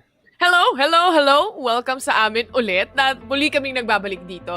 And guys, Blacklist International. Medyo messy yung final moments, final rounds na meron tayo doon. But the thing is, ang tanong, ang tinype ko lang dito sa notes ko kasi may notes ako every time, alam mo yun, nangyayari lahat ng to diba? Yung mga tatanong namin ni Vil dito. Kuku and Neptune, Blacklist is back? ? Yun lang ang sinulat ko, Kuku. Kasi notorious ang Blacklist pagdating sa mga ganito na parang pag nakuha nila yung momentum, nagsishift talaga completely and totally. So Blacklist is back na nga ba, Kuku? Well, ang tanong dyan is hashtag is Blacklist in your area na ba? Blacklist is in your area. Diba? Is Blacklist in your area. Pero yun nga, sa tingin ko yung nangyari kasi doon, sobrang daming tents lang yung nangyari kasi to the point na hindi nila alam kung saan sila titingin at di nila alam kung nasan yung mga kalaban. Kumbaga, Almighty and Blacklist na lang yung naglaban sa huli together with Saf. And yung Almighty nag-focus dun sa circle, wherein wala na siyang pang-heal, and yung Blacklist talagang ginamit na lang nila yung smarts nila na nag-healing game sila, at yun yung winning moment nila. Healing daw, Vil. Oo, healing galing. Ang tanong mo is kung nagbabalik na ba ang Blacklist. Para sa akin, mga kaibigan, ito na ba yung time para sa Do Easy na makabawi? Do Easy, they're actually andun sa probably like top 4 or 5, something like that. Pero mag-isa na lang siya dun eh. Pero ang isa pang malaking problema is isa lang yung kill nung Do Easy ngayon. Pero what is, if ever gonna ask you guys, what do you think is the best thing for Do Easy na pwede nilang gawin para lang at least makabawi pa sila dito? Let's start with Neptune. Yeah, what Do Easy is doing right now, they've made those adjustments. At alam mo yun, nabanggit na natin kanina na the week-long rest is a time for them to practice. At mukhang yun yung ginawa nila. They read all the strats that has been done on the past few weeks. Tapos pinractice nila doon, and they try to apply it right now. At I think it's getting them a lot more that they ask for. Yeah, that's true. Pero ito, sa'yo naman kukuha. Kasi may mga iba't ibang teams ngayon na nasa baba, which is, napag-usapan din natin last time na siguro this is the time na pa talaga makabawi sila, para makaakit sila. Kasi, parang ito yung simula ng bagong chapter ulit na mga buhay nila dito sa ating second half. So, probably ba or hindi naman probably, pero is there a chance ba talaga na makaangat yung mga nasa 13 pababa, papasok sa top 9, or magkakaroon ba tayo ng isang pinakamalaking place, Kuko? Well, for other teams, like for example yung Do Easy, yung Team Metrics, Bloody Heads, other teams like Argon MY and yung Enigmax, mukhang malabo. Para sa akin, mukhang malabo talaga. Kasi hindi natin nakita yung adjustments nila compared to yung Do Easy na lumalaban talaga. Like right now, kita natin yung round standings dito. Do Easy getting 9 points. Oo. At saka partner, kung napapansin mo Blacklist International getting that booyah. Pero yun nga lang, it's just Almighty. Sila pa rin ang pinaka top place dito with 19 points. Isa lang naman yung points na isa lang naman yung 19 points. Pero yung mga 1 point na yan, sobrang crucial yan. Kunyari, ang score mo kunyari nasa 12 place kang, so score mo 20, tapos biglang 21 yung yung isang team. Piso lang, piso lang. Isang patay lang yan. Mafo-frustrate ka talaga. May mga ganong moments talaga, especially sa ganitong setup, sa ganitong setting ng mga tournament na Battle Royale, na point system talaga at ang daming mapa na pwedeng laruin. Tapos marirealize mo pa, Vil, na parang, 4 na mapa lang pwede kong laruin sa araw na to, tapos kailangan kong magpahinga, tapos lagyan ng konting dasal para dun sa mga susunod na teams na maglalaro, men. Konting dasal na sana hindi sila makakuha ng points. Pero ganun lang naman yun. If you want to take down Supreme Assault Forces agad-agad, all you have to do is just sila agad yung una patay. Akala ko naman meron kang special na sasabihin. Hindi pala yun. Wala kang choice kundi patayin sila eh. Tapatan sila, manalo sa engagement, and that's the way you can shut down Supreme Assault Forces. Pero Neptune, ang pinaka-kinakabahan dito ngayon is actually gonna be Bloody Head. Despite na parehas yung score nila dito sa second map, itong Do Easy tsaka Bloody Head, kung nakita natin yung first game kanina, Do Easy ang talagang gumawa. Nagtrabaho sila doon para silang soko. Nilinis nila ang mapa. And with this kind of shift na makikita natin sa scores, Bloody Head, ano ba yung playstyle na meron sila dito? Kasi lagi natin pinag-uusapan yung Bloody Head eh. Parang minsan okay, minsan hindi. Ano bang klaseng playstyle? Well, so far they're very passive at this point. And when it comes to engagement, katulad na nakita natin mas madalas silang napipitasan. Yun lang talaga, mas madalas silang napipitasan talaga pagdating sa mga engagements natin. Guys, paalala ko lang, lumalabas na sa ilalim ng ating mga casters dyan. Tinitease lang namin kayo dahil meron tayong UMP na skin to be given away. 2 box yun, Bill. Oo, 2 box yun. So, syempre, iantayin na lang yung mga codes na lalabas dito sa inyong mga screens para lang at least talagang makuha nyo na, kita mo, parang Wilderness Hunter UMP box. Wilderness nga ang pagkabasa ko kanina eh. It's Wilderness best. Come on, man. Come on. Sorry, It's sorry, Wilderness. sorry, Oh, sorry. okay lang, okay lang. Mahirap kasi English eh, alam mo naman. Kaya nga tayo sa Tagalog stream. Okay, pero kita mo naman, di ba? Parang if ever na fan ka ng mga Tigers, mga gayon, yun. Mga, yun. Paano ko ng Tiger? So, sobrang fan ko, pinatattoo ko na siya, no? Oh, yan, ayan. Oh, nice, Okay, nice. itong skin na to sa akin, kaya kukunin ko na yan mamaya. But, regardless of that, 2 mapa pa lang ang nakikita natin and susunod na nga ang Group B versus Group C. But right now, we are just gonna go in a very short break. Arena Free Fire MCP Majors Season 2 will be right back.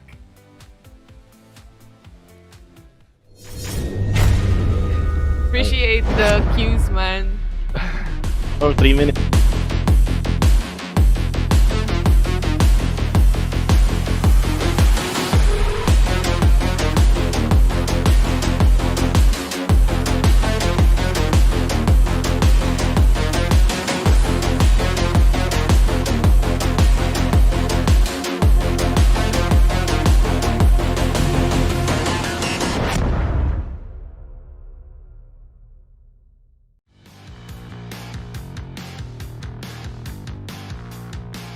Do Easy is next on the chopping block, and it seems like Basket and White, they know where Do Easy is. Jembao, oh boy, no, shows his.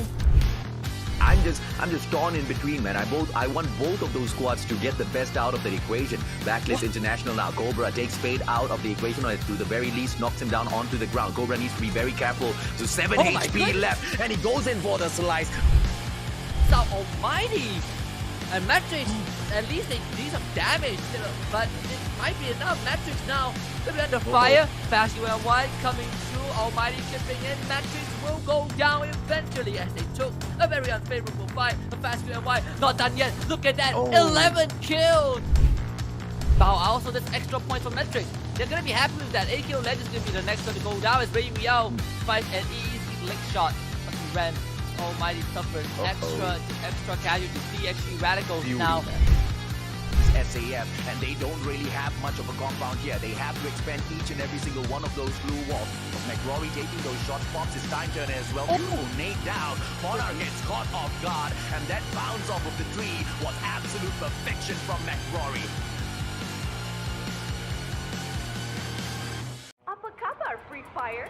Selamat datang. Survivors, tayo perlukan sokongan.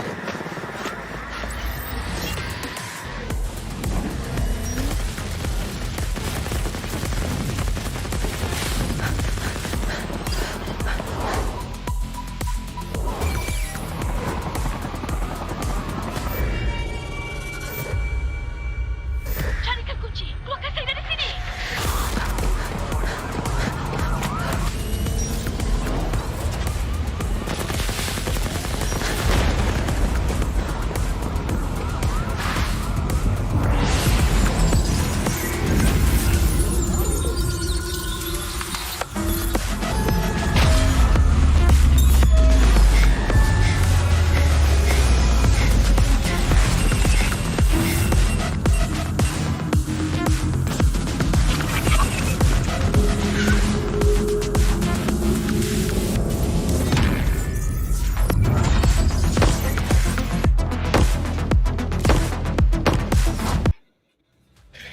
It's time, mga kaibigan, here in the Arena Free Fire MCP Majors Season 2. Ano yun? Akala mo, hype, di ba? Wala pa kasi We are kalahati host. pa lang. Oo, nga pala si Vil, kasama ko naman si Taylor. And this time, mga kaibigan, dito naman tayo sa pangalawang yugto ng ating araw. So we're gonna get to see yung mga iba't ibang groups naman na maglalaban-laban dito. At saka, I mean to be honest, ito mga groups natin, they're actually really trying so hard para lang at least makabawi dito sa ating mga groups. Kasi ito kasi yung, kung napapansin mo ba, ang dami nilang beses maglalaro. Yun Ito nga. ito na ata yung tournament na sobrang tagal ng group stage. Silipin natin, alam mo yung pinaka-excited na makita is yung overall standings natin. Dahil right now, Piso! still, ito yung sinasabi mo kanina. Ito yun! Ito na yun. Exactly like this. Do easy, isang puntos lang ang pinagkaiba against Bloody Head. Talagang kakabahan ka na lang. Ewan ko na lang kung di mo pagalingan sa next rounds mo. Oh, man. Oh my God. Piso peligro. Ngayon, ang kinakaharap ng Bloodhead and Almighty. Bloodhead tsaka ng Do Easy dito.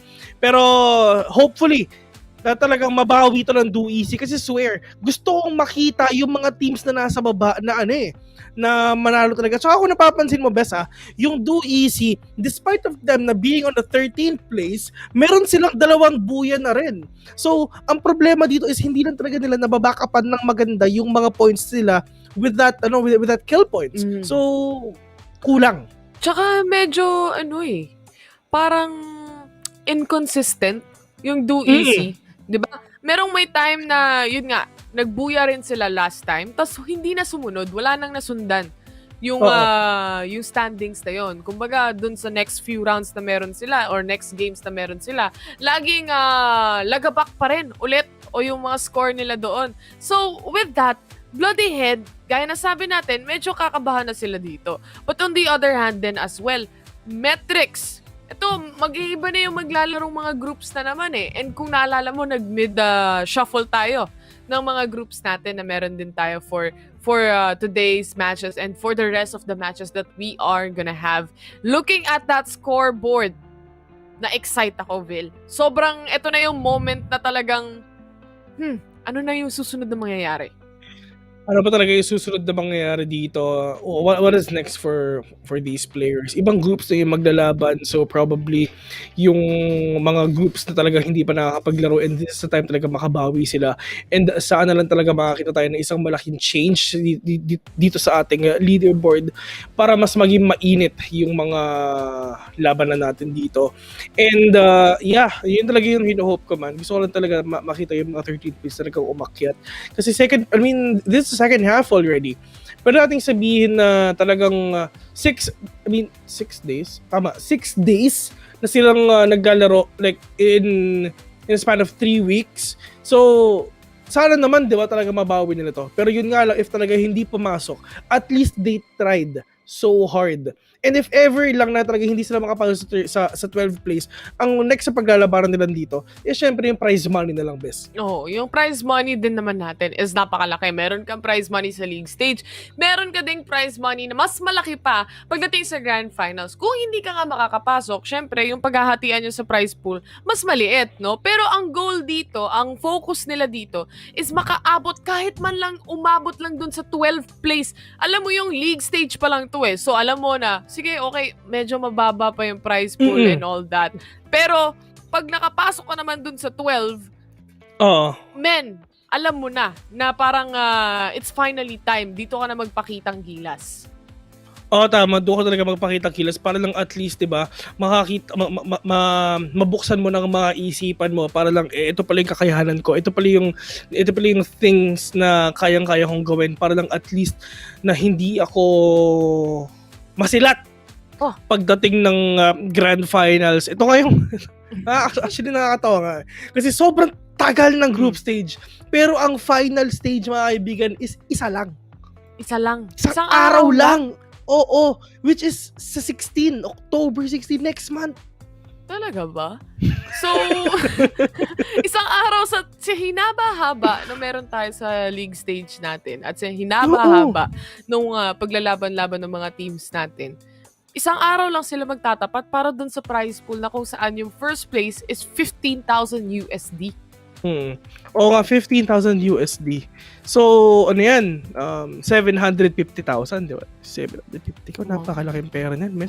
750,000 divided by 750,000 divided by 4. 187,500 pesos yan, grabe man. ka naman. Kinampit mo pa, Bes. Oo, kinampit ko yan.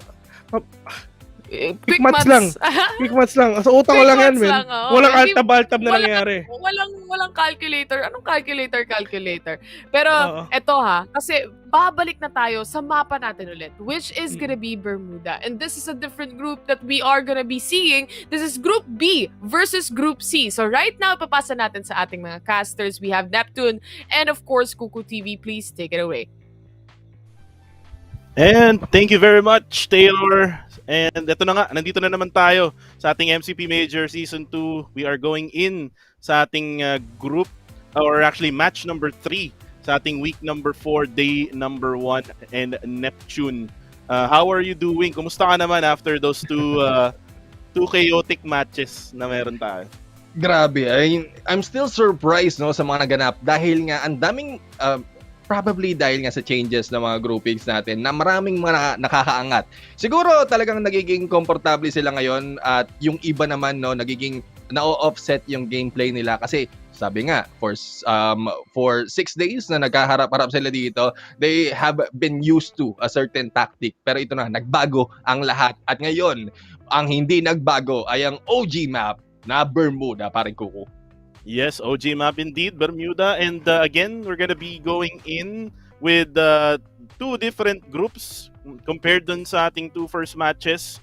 We're gonna be with Group C at Group B. So Group B nandito pa rin. Still with Do Easy, Freedom Rumble at yung SAF. Pero nandito na nga yung other teams, top teams like AKO Legend. We also have 4 X-Men Expert at yung team na Tactical Intex na humahabol sa ating leaderboard. Pero ito, we are now flying in. Lumilipad na tayo sa ating Bermuda map coming from Riverside hanggang Hangar. Ito ang interesante, brother. If you look at Keraton, yung dalawang naghahabulan, talaga naghahabulan pa rin sa drop. Kasi Bloody Heads, pati Do Easy na andon. Pero medyo naghiwalay, dumistansya ng konti. Pero if we look at it later on, the moment na nakaharap ni sila ng loot, more likely doon sila yung unang magkakabakbakan dito. And I'm looking at the list na rin on BNC na napapansin ko kalahati ng teams. Oy! There you go! Gabi si Goku talagang hindi na nakapagantay. Pinabagsak ang isang miyembro from set squad in there. Si Monarch na nga ang unang pinanatan dito at Jebat naman nandito, no? Or Goku still taking the lead. Mukhang iniwasan lang muna no yung mga tendency na masabugan dito of those or by those what do you call this, barrels na, and they are going in for a regroup.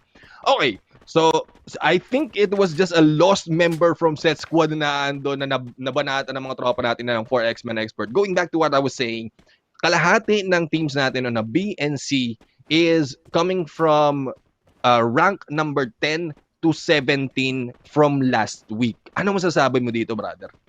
Well, this only means, ito lang yung masasabi ko, Neptune. Ito lang yung time. Ito na yung time para bumawi ng mga lower standing teams sa ating leaderboard. And looks like yung ating Do Easy parang nagja-jogging lang sa may bandang gedli-gedli ng ating mapa. Nakita mo yung drop nila kanina, 'di ba? Sabi mo sabay nga sila nung isang team pero wala ngang ka-compound yung dinrapan nila. So tamang jogging lang muna tayo sa beach side, sa Bay Area dito ng ating Bermuda. Meron pang team na nasa gedli lang nila dito, na nasa compound. So ngayon, yung ating Do Easy na si Bayets mukhang madedelay when it comes to the looting phase. So this only means Neptune na malilate siguro to sa pagpasok sa ating bilog. Hopefully, nasa kanila na yung bilog ngayon pero mukhang hindi.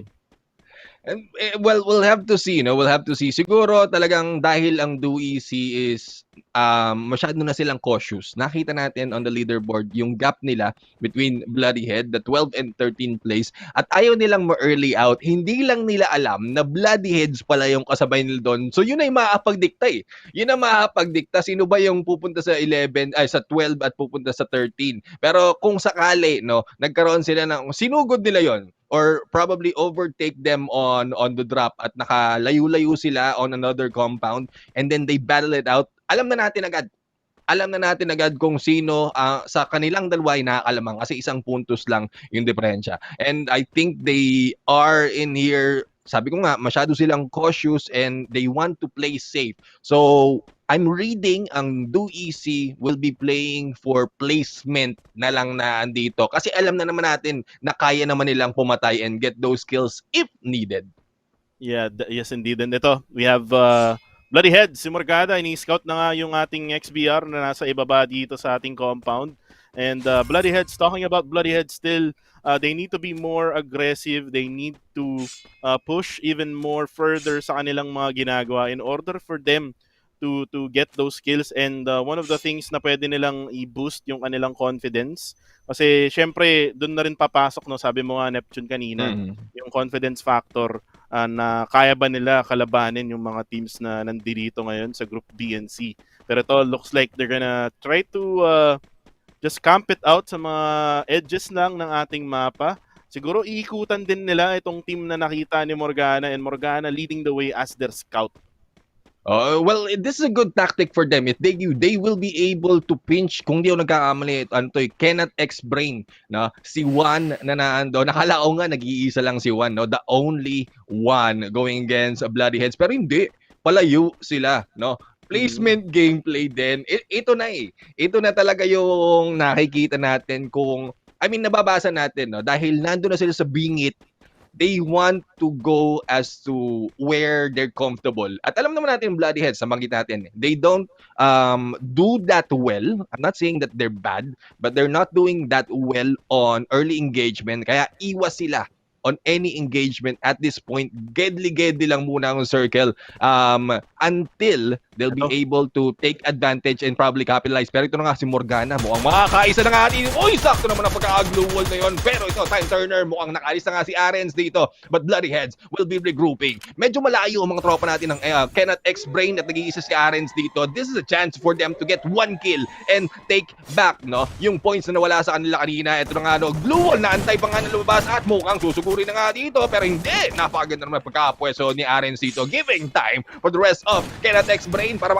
makabalik, no, makapunta dito sa pwesto na to. At yun nga, mukhang mababaratan ng isa. Morgana, inabangan si Arens from behind, and more Cryfu was able to take down Shiro. At ito na, we have Bloody Heads taking 2 takedowns already. Si Guns na nga yung susunod dito. Pero on the other side, if you look at the kill feed, meron pa rin Umbrella Reborn na bumabakbak on the other side. Now, 4-man strong pa rin. Cryfu was able to take down Shiro dito, and I think this is a chance for Bloody Heads to come back. Tama yan, and Bloody Heads now down with one member, pero tamang revive lang agad, mabilis na revive para sa kanila, and one more player left ang natitira for Kenneth X Brain dun sa ating kill feed kanina, Neptune, yung AKO Legend. Mukhang tinatamaan sila ng Umbrella Reborn at saka isa pang team which is yung Freedom Rumble. Pero ang tinitignan ngayon ng ating spectator, yung Puchinok, na kung saan yung Argon MY ay naglulut pa rin.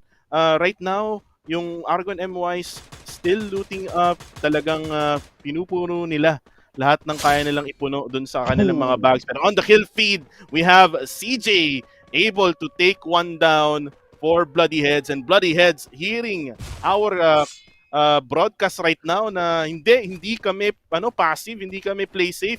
Kaya rin namin pumatay dito ngayon sa Group B and C, and sabi ko nga kanina, no, Kenneth X Brain, kita ka doon ni Cryfu, at parang Neptune, sinab out nila yung isa nilang player at si Cryfu yung pinalaro nila, and I think that's the best decision that they made right now. Yeah, if it's not working, change it, 'di ba? Sabi nga, pero for some of the teams, if it's not broken, why fix it? Pero yun yung mga bagay na alam mo yun, napakasimpleng concept, pero pag minsan nahihirapang silang i-apply kasi it's more of nakasanayan. It's those adjustments, sabi ko nga, or sabi nga natin pala, no, yung mga maliliit na adjustment na ginagawa nila for this a number of days on the league stages ay napaka-crucial, napakalaking bagay para makuha nila yung wins as well, or the kills and the placement on this game. And those should be the things na early on madalas silang gagawin. And then as you move along, no, nakikita nyo na yung chemistry as well as your progress na talagang umaangat, and then stay with that.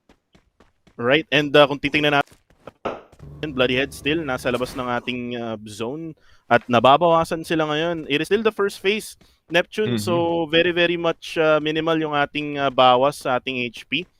Same goes with the team Freedom Rumble na nasa may bandang western side ng ating bilog. Yung Do Easy naman, nakapasok na nga sa ating bilog coming from the northern side from Plantation. So, basically, yung circle natin, no, I think it's gonna go sa ating peak area or probably in Pochino kasi mukhang yung mga teams natin nakaposition na parang alam na nila kung saan pupunta yung ating circle. Yeah, it's more likely doon, no? And if you look at the placement ng ibang mga teams, Bloodyhead has a chance to go in. Probably makapag-loot pa nga sila dito. As we can see, we have number 1, we have number 2, airdrop. Pero ang set squad ang isang team na posible makakita sa kanila. Now, going in onto the west of the map, nakikita natin Freedom Rumble going for the rush. Umbrella Reborn, nabanggit natin kanina how they took down 2 members of AKO. Ang tanong, magagawa din na kaya nila to, no, against Freedom Rumble? Well, titingnan natin habang ngayon ay tinitingnan ng spectator natin yung Umbrella Reborn. We have Error, Zai, Grizzly at si Ipans. And yun nga, meron silang nasipat na AKO Legend kani-kanina lang at yung AKO Legend natin ay kulang na nga ang kanilang squad. They're currently at Clock Tower at mukhang yung ating second phase ay nag-up na nga dito. Looks like Neptune yung bilog ay papunta sa may bandang western side kanina. So, roughly around sa may northern side ng factory.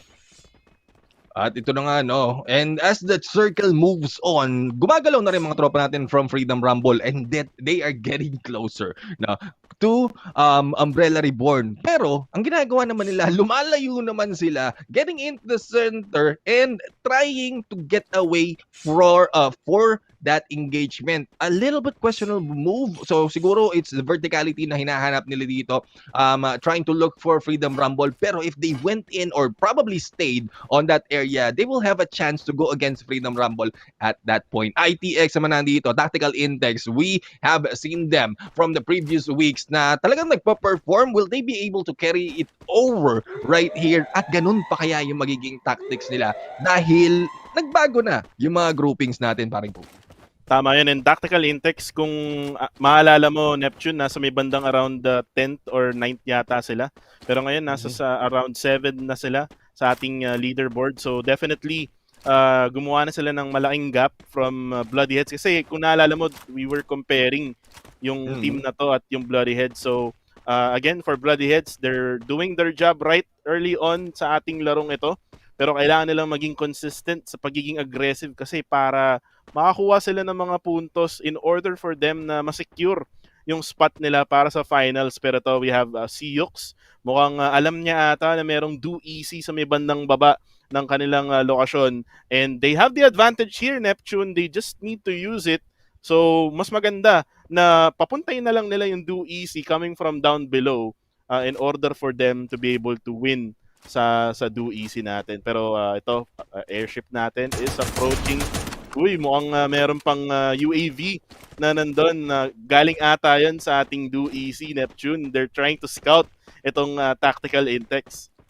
Yeah, I mean, it is a marker as well na may kalaban, no? The moment it has been taken out, bukod doon sa makikita mo sa map na may mga kalaban dyan, if they fire on the UAV, alam na nila where you're coming from. Kasi more likely, no, yung path ng UAV will be coming from those who deployed it at konti-konti. Nakikita natin, Do Easy is already going in for the push. Nag-iisa lang yung nagpo-push, yung iba nakatambay lang sa likod. And we'll have to find out if Tactical Intex will be able to take them down. Napakaganda ng pwesto dito ng mga tropa natin, Tactical Intex. They're above Do Easy right now, but still, they were able, or Do Easy was able to defend against them. 1-3 split sila dito para lang hindi sila masabugan just in case merong grenade launcher and Bayets in there. Siya yung lumayo dahil alam niya yung ganong diskarte.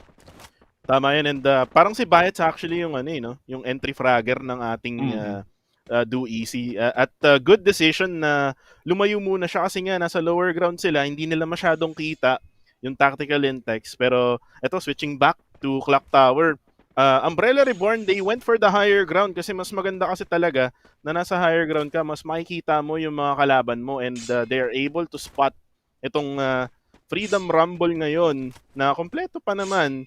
However, they are stuck right now here dito sa location na to. Pero ito mukhang natamaan na nga doon ni Ipans gamit na kanyang sniper. At si Oren at saka si Vegetime pupush na nga dito sa Umbrella Reborn. Ito na dito natin malalaman talaga. It's a good positioning from the side of Umbrella Reborn, taking the high ground. Pero ito, we'll have to find out if the push of Freedom Rumble will be enough. Pero mukhang lalayo na nga ata mga tropa natin dito, nagkahiwalay, disengage ang Umbrella Reborn dito. Hindi ko alam kung bakit. Siguro naramdaman nila that this is a team that might be strong enough against them. Pero on the other side, si Rosox naman nandito getting scout, going for the scout. Solo gameplay si Rosox dito. Tapos yung isa naman nasa kabila, nag-aabang lang mo ang nakakuha na ng information si nga dito, and then binigyan ng information na you can go in there to go for the backstab against Umbrella Reborn. At ito si Ako nga from AKO Legend, naka-position na doon sa may bandang tactical index. Actually stuck siya doon, Neptune. Kung nasan yung tactical index, sobrang lapit lang niya doon. Pero ito, we have Saf with Makrori, the king of grenade launcher, and able to eliminate agad-agad ang ating 4 X-Men expert. Pagka nandun na yung kalaban ng Saf, talagang gigibain nila agad-agad eh. What a quick way to eliminate a team, Neptune.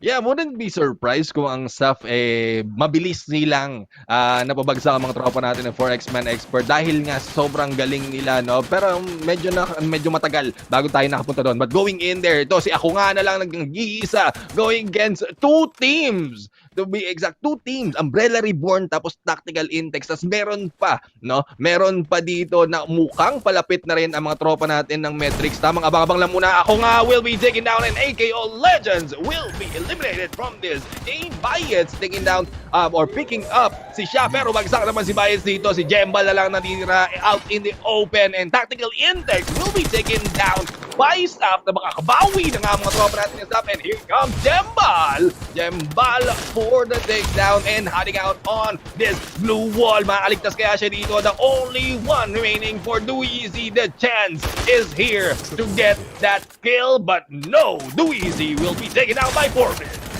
And Saf here trying to disengage with another team na sobrang dami nila dito, and Makrori just throwing everything na meron siya dito with Team Metrics defending. Let's go. Now trying to heal up at the same time. Yung circle ay kalaban din nila at magko-close na rin, and Let's Go needs to get inside. Kailangan na nilang pumasok dito with 2 members of Metrics right in front of him, and Saf will get eliminated. Naku po, yung Saf natin medyo pagod na ata, Neptune. Oo, pagod na. Pati naalikuran sila ng mga tropa na ng Argon MY. Kung di ako nagkakamali, sila yung naka-eliminate sa Saf natin dito. They took a while bago sila nakapasok. Uy, napakaganda naman ang tutok noon. Umbrella Reborn has been eliminated, and it is Pedro who was able to take down Metrics na yan. Napakaganda ng tutok ng mga tropa natin dito from Argon MY. Siguro it's positioning lang talaga kailangan nila dito. But Freedom Rumble and Bloody Heads are back at it again. At si Mauti na lang natitira dito. Will he be able to survive? So far, medyo maganda na yung placement nila dito. It's just the kills, but with the 7 kills and 5th place, I think they have it to move up on to the leaderboards. So far, we're left with 4 teams na nga nandito, and I think it is Set Squad who will be eliminated next. And there you go, 3 teams remaining, paring Kuku. And Freedom Rumble might wanna take this Booyah now, pero meron pa rin Argon MY na nasa taas. Metrics is now eliminated. It is now a 3v4 situation. Freedom Rumble has the disadvantage dito, Neptune, and right now they're using the vehicles na rin at the same time. And Oren just putting up glue walls after glue walls. And right now, with the Vector magpanggol, tamang speed lang dito, tamang rotate, at tamang 360 lang ginagawa niya, pero hindi gumagana. And right now, Drag will try to push in, pero Freedom Rumble will get eliminated, and the Booyah goes to Argon MY.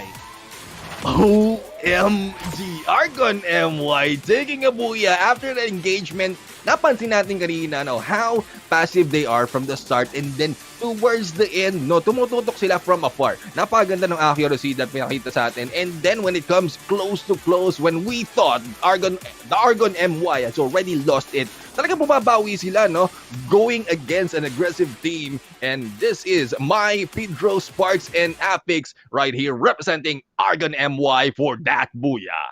Right. And ito nata, Neptune, yung pagbangon ng mga api.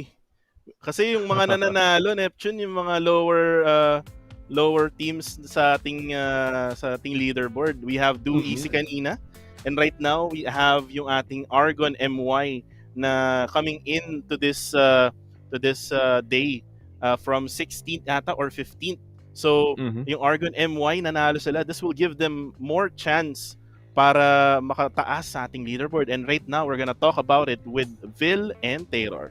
Hello, nandito na nga kami para lang guluhin kayong dalawa, para makisali sa usapan. Kasi gusto naming makichismis kung ano yung ganap dito diba? So, Argon MY, by the way, guys. Argon MY getting that booyah. And the thing is, ang tagal nating inantay to. From day number 7 na ngayon, kung di ako nagkakamali. After 7 days ng paglalaro nila ng 4 na mapa sa isang araw, finally nakakuha sila ng booyah.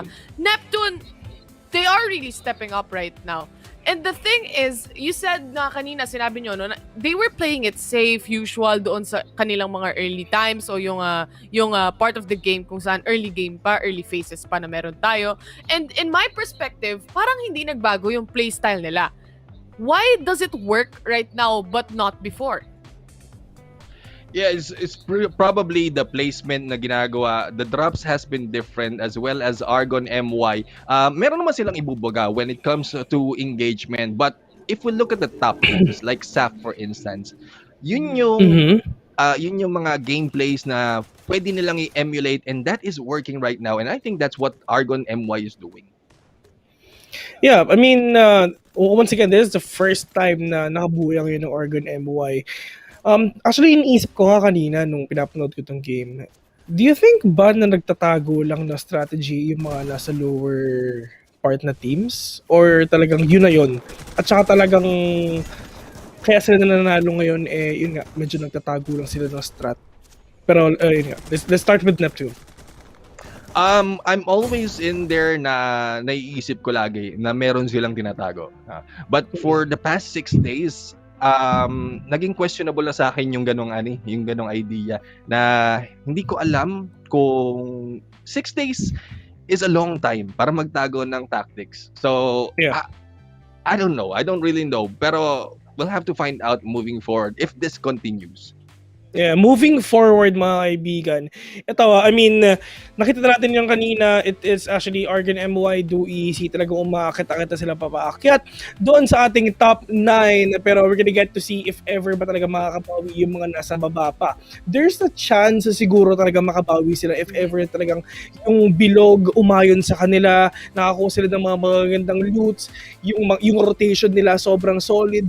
Pero meron ba kayong nakitang change sa rotation ngayon, or it's just the same thing na ngayon na nagpalit na tayo ng mga groups? Kasi if ever na nagpalit tayo ng groups, there's a chance na magpapalit din tayo ng mga drop zones. Kasi pwede natin sabihin na iba na yung mga kasama natin magkakaiba na to Meron ba nag-iba ng drop zones, or meron bang nagbagong rotation or whatnot? Kuko? Di naman siya nagbago ng drop point. Actually, may nag-adjust lang dun sa drop point nila. Pagka-drop nila, umalis sila agad. One example is yung Do Easy. Kanina, ka-drop nila yung Bloody Heads. Talagang lumayas sila hanggang sa makakuha sila ng libreng area. Talagang inikot nila yung buong mapa. From east side, nakapunta sila sa may northwest side yata ng mapa. Doon sila pumasok So yung Do Easy, talagang nakikita natin yung improvement nila sa team. Kasi alam nila yung mga drop points ng ibang team. Talagang iniwasan nila until to the point na nakapag-loot na nga sila. And yung sa Argon MY naman, passive nga sila talaga. It's just that nagkaubusan lang sa huli. Talagang they just took the opportunity na manalo doon. And they have the numbers din against yung huling squad. coast to coast pala, galawan ng Oo. Do Easy dito. No? From east to west coast ang gusto nilang puntahan. Pero importante nga talaga dito is to actually make space, di ba? Make space Yeah. for your team to get that rotations in o kaya make space for your team na wag piliin tong engagement na to dahil magkakaroon pa ng mas magandang space. But reminding you guys, meron tayong code giveaway. At ang code Yeah. giveaway na to ay 2 box ng ating Wilderness. There Ito you go. na. Actually, binigay na eh. Nilapag na. Mabilisan Ang bilis. Ang bilis. Ang bilis. That's too quick. Speed lang, speed Kaya, lang. Oh, speed lang. Walk Dati. of time. Dati nakapag-posing pa tayo. Dati may posing pa tayo, pero ngayon, my God, parang gumanon na ako. Tara, Wala. tara. There you go. Oh, picture nyo na. Oh. Pinapakaba. Pinapakaba kasi yung viewers natin, Oh, guys. 3, 2, 1. Ayan na. Okay. Oh, there you so, go. ayan Sana na. screenshot nyo na yan. Matagal na ha. Tinagalan na. Pinakaba lang kayo kasi para magising kayo up to your toes, guys. Up to your toes. Dahil this is the code giveaway para sa araw na ito and you can finally claim that UMP box. Yeah, I mean, if ever lang na makakuha tayo ng... Actually, gusto ko talaga makuha yung mga parachute, mga tipong gano'n eh. Tulad nga na sinasabi ni Beef Mommy, kung nasang ka man, sana galawin mo tong baso. kasi meron kasi mga giveaway na mga parachute ganyan, diba? Oh. So if ever lang, diba, if mamamatay ka dun sa taas, you're gonna die with style. Kasi sobrang ganda ng parachute mo, Naka-parachute so it's ka pa fine. lang.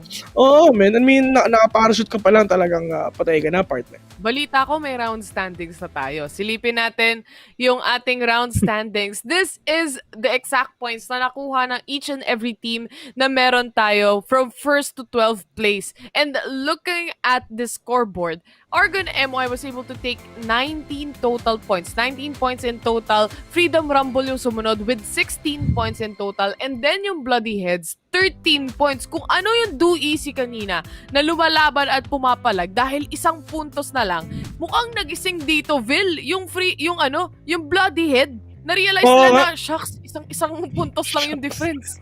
Yun sabi nila eh. Nag-text sa akin eh.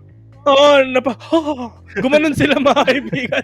Kasi nga medyo delikado sila, 1 point, pero ngayon, ang Do Easy, 4 points lang ang meron sila ngayon, pero ang Bloodheads meron 13. So, ibig sabihin nun is makakaangat talaga sila. Pero yun nga lang, what if dito sa ating match number 4, maging baliktad naman. Alam mo yun, itong Bloodhead talaga, medyo delikado talaga itong team to. Alam ko, taga Pilipinas to eh. Pero, Napunta na sila Malaysia eh.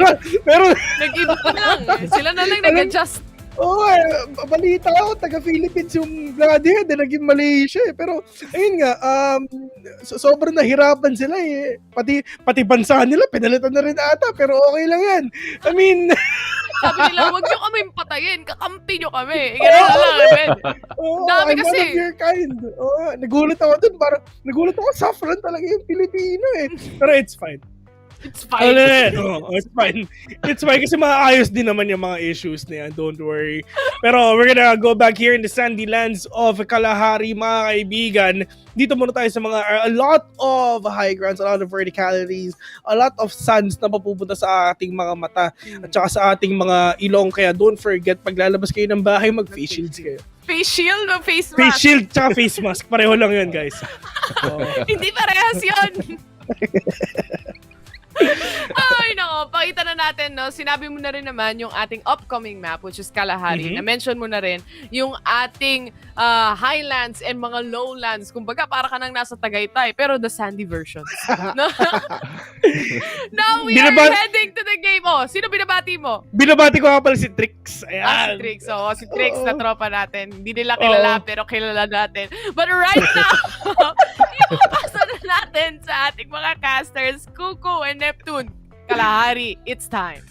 Ito na nga po ang Kalahari. Maraming salamat sa mga tropa nating host na nandito. Nakakaaliw at nakakabaliw ang mga tropa natin. Sila Vil and Tyrer. And paring Kuko, nandito na nga ang Tagaytay na merong beach. No, kasi may buhangin yung mga highlands. But here we go. The flight path will be coming in from the southwest into the north is kung saan ito na nga naglabagan ng mga tropa natin dito, and we have two teams who's already on Mammoth at mukhang magkakaharap din sa confinement ang iba pa. Oh, hindi, nagkahiwalay sila doon, and I think this is the first match match of Mammoth of Seth and Umbrella Reborn, pare Goku. Ito na naman yung ating set squad na lagi na lang may engagement very early in the game. Ito ata yung pinag-aralan nila buong league stage Neptune. Talagang dapat meron tayong kasabay kasi kung wala, hindi tayo yung set squad. Pero ito, Monarch mukhang stuck na siya dito sa likod ng box and mukhang makita na siya ni Error pero si Error pa nga yung mana-knockdown dito. Neptune and Monarch will get taken down also. Blade na lang ang natitira for team set squad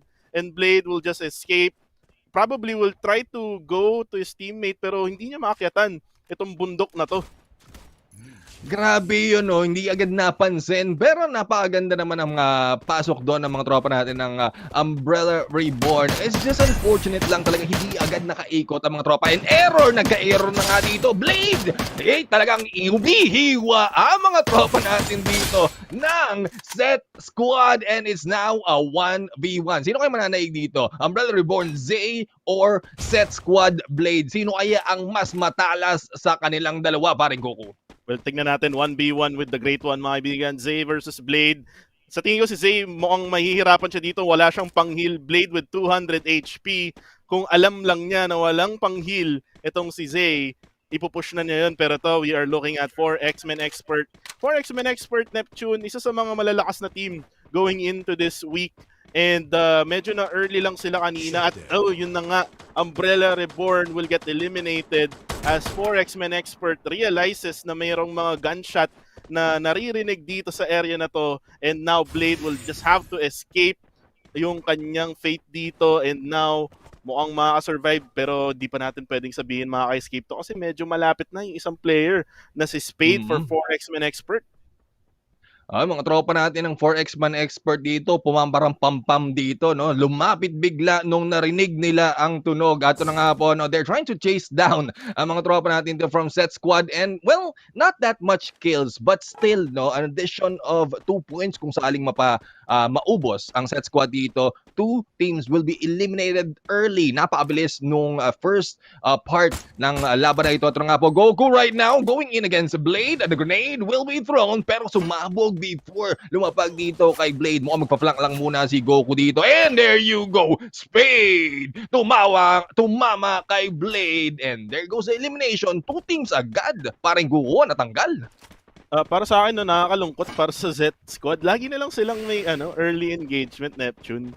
Alam mo yun, like talagang required sa Z squad na talagang pagka-drop natin, kung walang kalaban, maghahanap tayo ng kalaban. Pero ito, mukhang eliminated na nga sila very early in the game together with the Umbrella Reborn. And itong mga teams na to, Neptune, if you try to look at the leaderboard, medyo nasa ilalim sila ng leaderboard. And mukhang talagang na lang, no?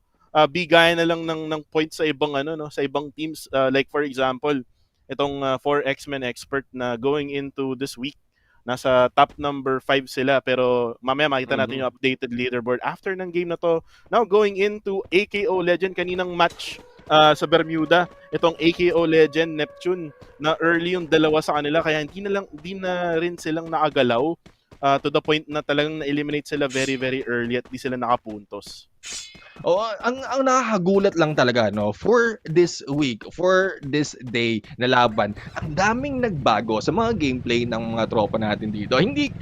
I'm not sure kung siguro nag-overanalyze ba sila on how the shuffle will be working or talagang nag-iba lahat ng galawan dahil alam na nila, itong team na to, itong team pinag-aralan natin, pag sila nakaharap natin against this map, ito yung magiging diskarte. At marami ang umaangat. Nakita na natin kung paano umangat. Argon MY, for example, was able to take a Booyah as well as some of the teams in here na when they thought na nasa baba na sila and they have no way up, yun yung bumabawi sila. And I think that's the same thing with set squad right now. Sabi mo nga, mandatory na humanap sila ng kalaban. They have the confidence. Pero overconfidence without the actual... I'm not saying they don't have the skills. They do have the skills. But implementing it and delivering on your on that confidence is required as well na as much as possible, hindi ka lang solo na matitira pag natapos ang engagement.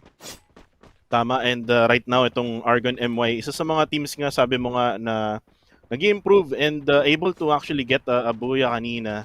We'll try to go for that repeat dito sa ating kalahari, pero ito, we have 2 easy. Ito na yung platform gameplay na sinasabi natin when it comes to kalahari. Talagang sobrang daming parts sa mapa na to na pwede mong kalabanin yung kalaban from a higher ground. And yung ating Bloody Heads, talagang wala silang no choice, no? Wala silang no choice kundi umalis na lang at magkaroon na lang sila ng mas magandang pwesto kasi itong do easy na sobrang ganda ng pwesto nila actually, no? Sobrang taas ng position nila ngayon. Nag-aabang na lang talaga sila kung sa kanila ba papabor ang mga Diyos ng RNG. Pero ito, napapansin ko talaga na ang Do Easy and Bloody Heads mainit sa isa't isa. Lagi silang close. Lagi silang close at kailangan lang talagang medyo magkaroon sila ng LDR para pareho silang mabuhay na hanggang sa last part ng game kasi kailangan nila lang makakuha ng as much point as possible kung makaka-overtake Uy! sila. Ito nga po, Jembal. This is what I'm talking about. This is how you enjoy the game. Wala ka rin naman makikita ng kalaban. Di sumayaw ka lang muna doon sa area na yon and good play in there for the rest of the teams who are getting good position at mag-aabang nala of anyone who'll be coming in.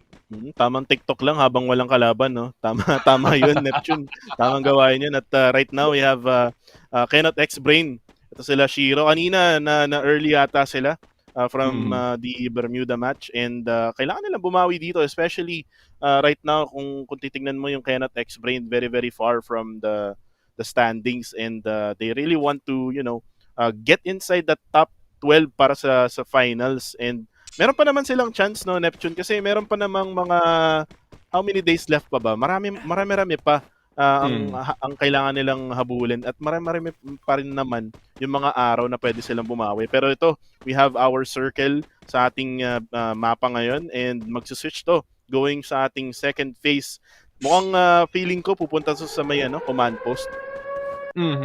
Or sa gitna. I mean, yan nga po, napakaganda naman ang pagkakahula. At kung bakit, analyst talaga ang ating paring kuko dito, yung mga ganyan na actually hindi yan hula, it's calculated sa utak ni paring kuko. Hindi ko lang turo mo nga sa akin, brother, kung paano ginagawa yan at posibleng maglaro tayo ng Free Fire, malaman natin kung saan tayo lalapag. But anyways, we have AKO Legends right here seeing Bloody Heads at mukhang tinatamaan na nga mga tropa natin dito. Hopefully, they will be able to regroup at makita nila kung nasaan ang AKO. Pero, from above them, meron ding Cannot X-Brain. So, di ko alam kung sino magdedelikado dito. So far, it's a triangle formation at walang mapipinch right away.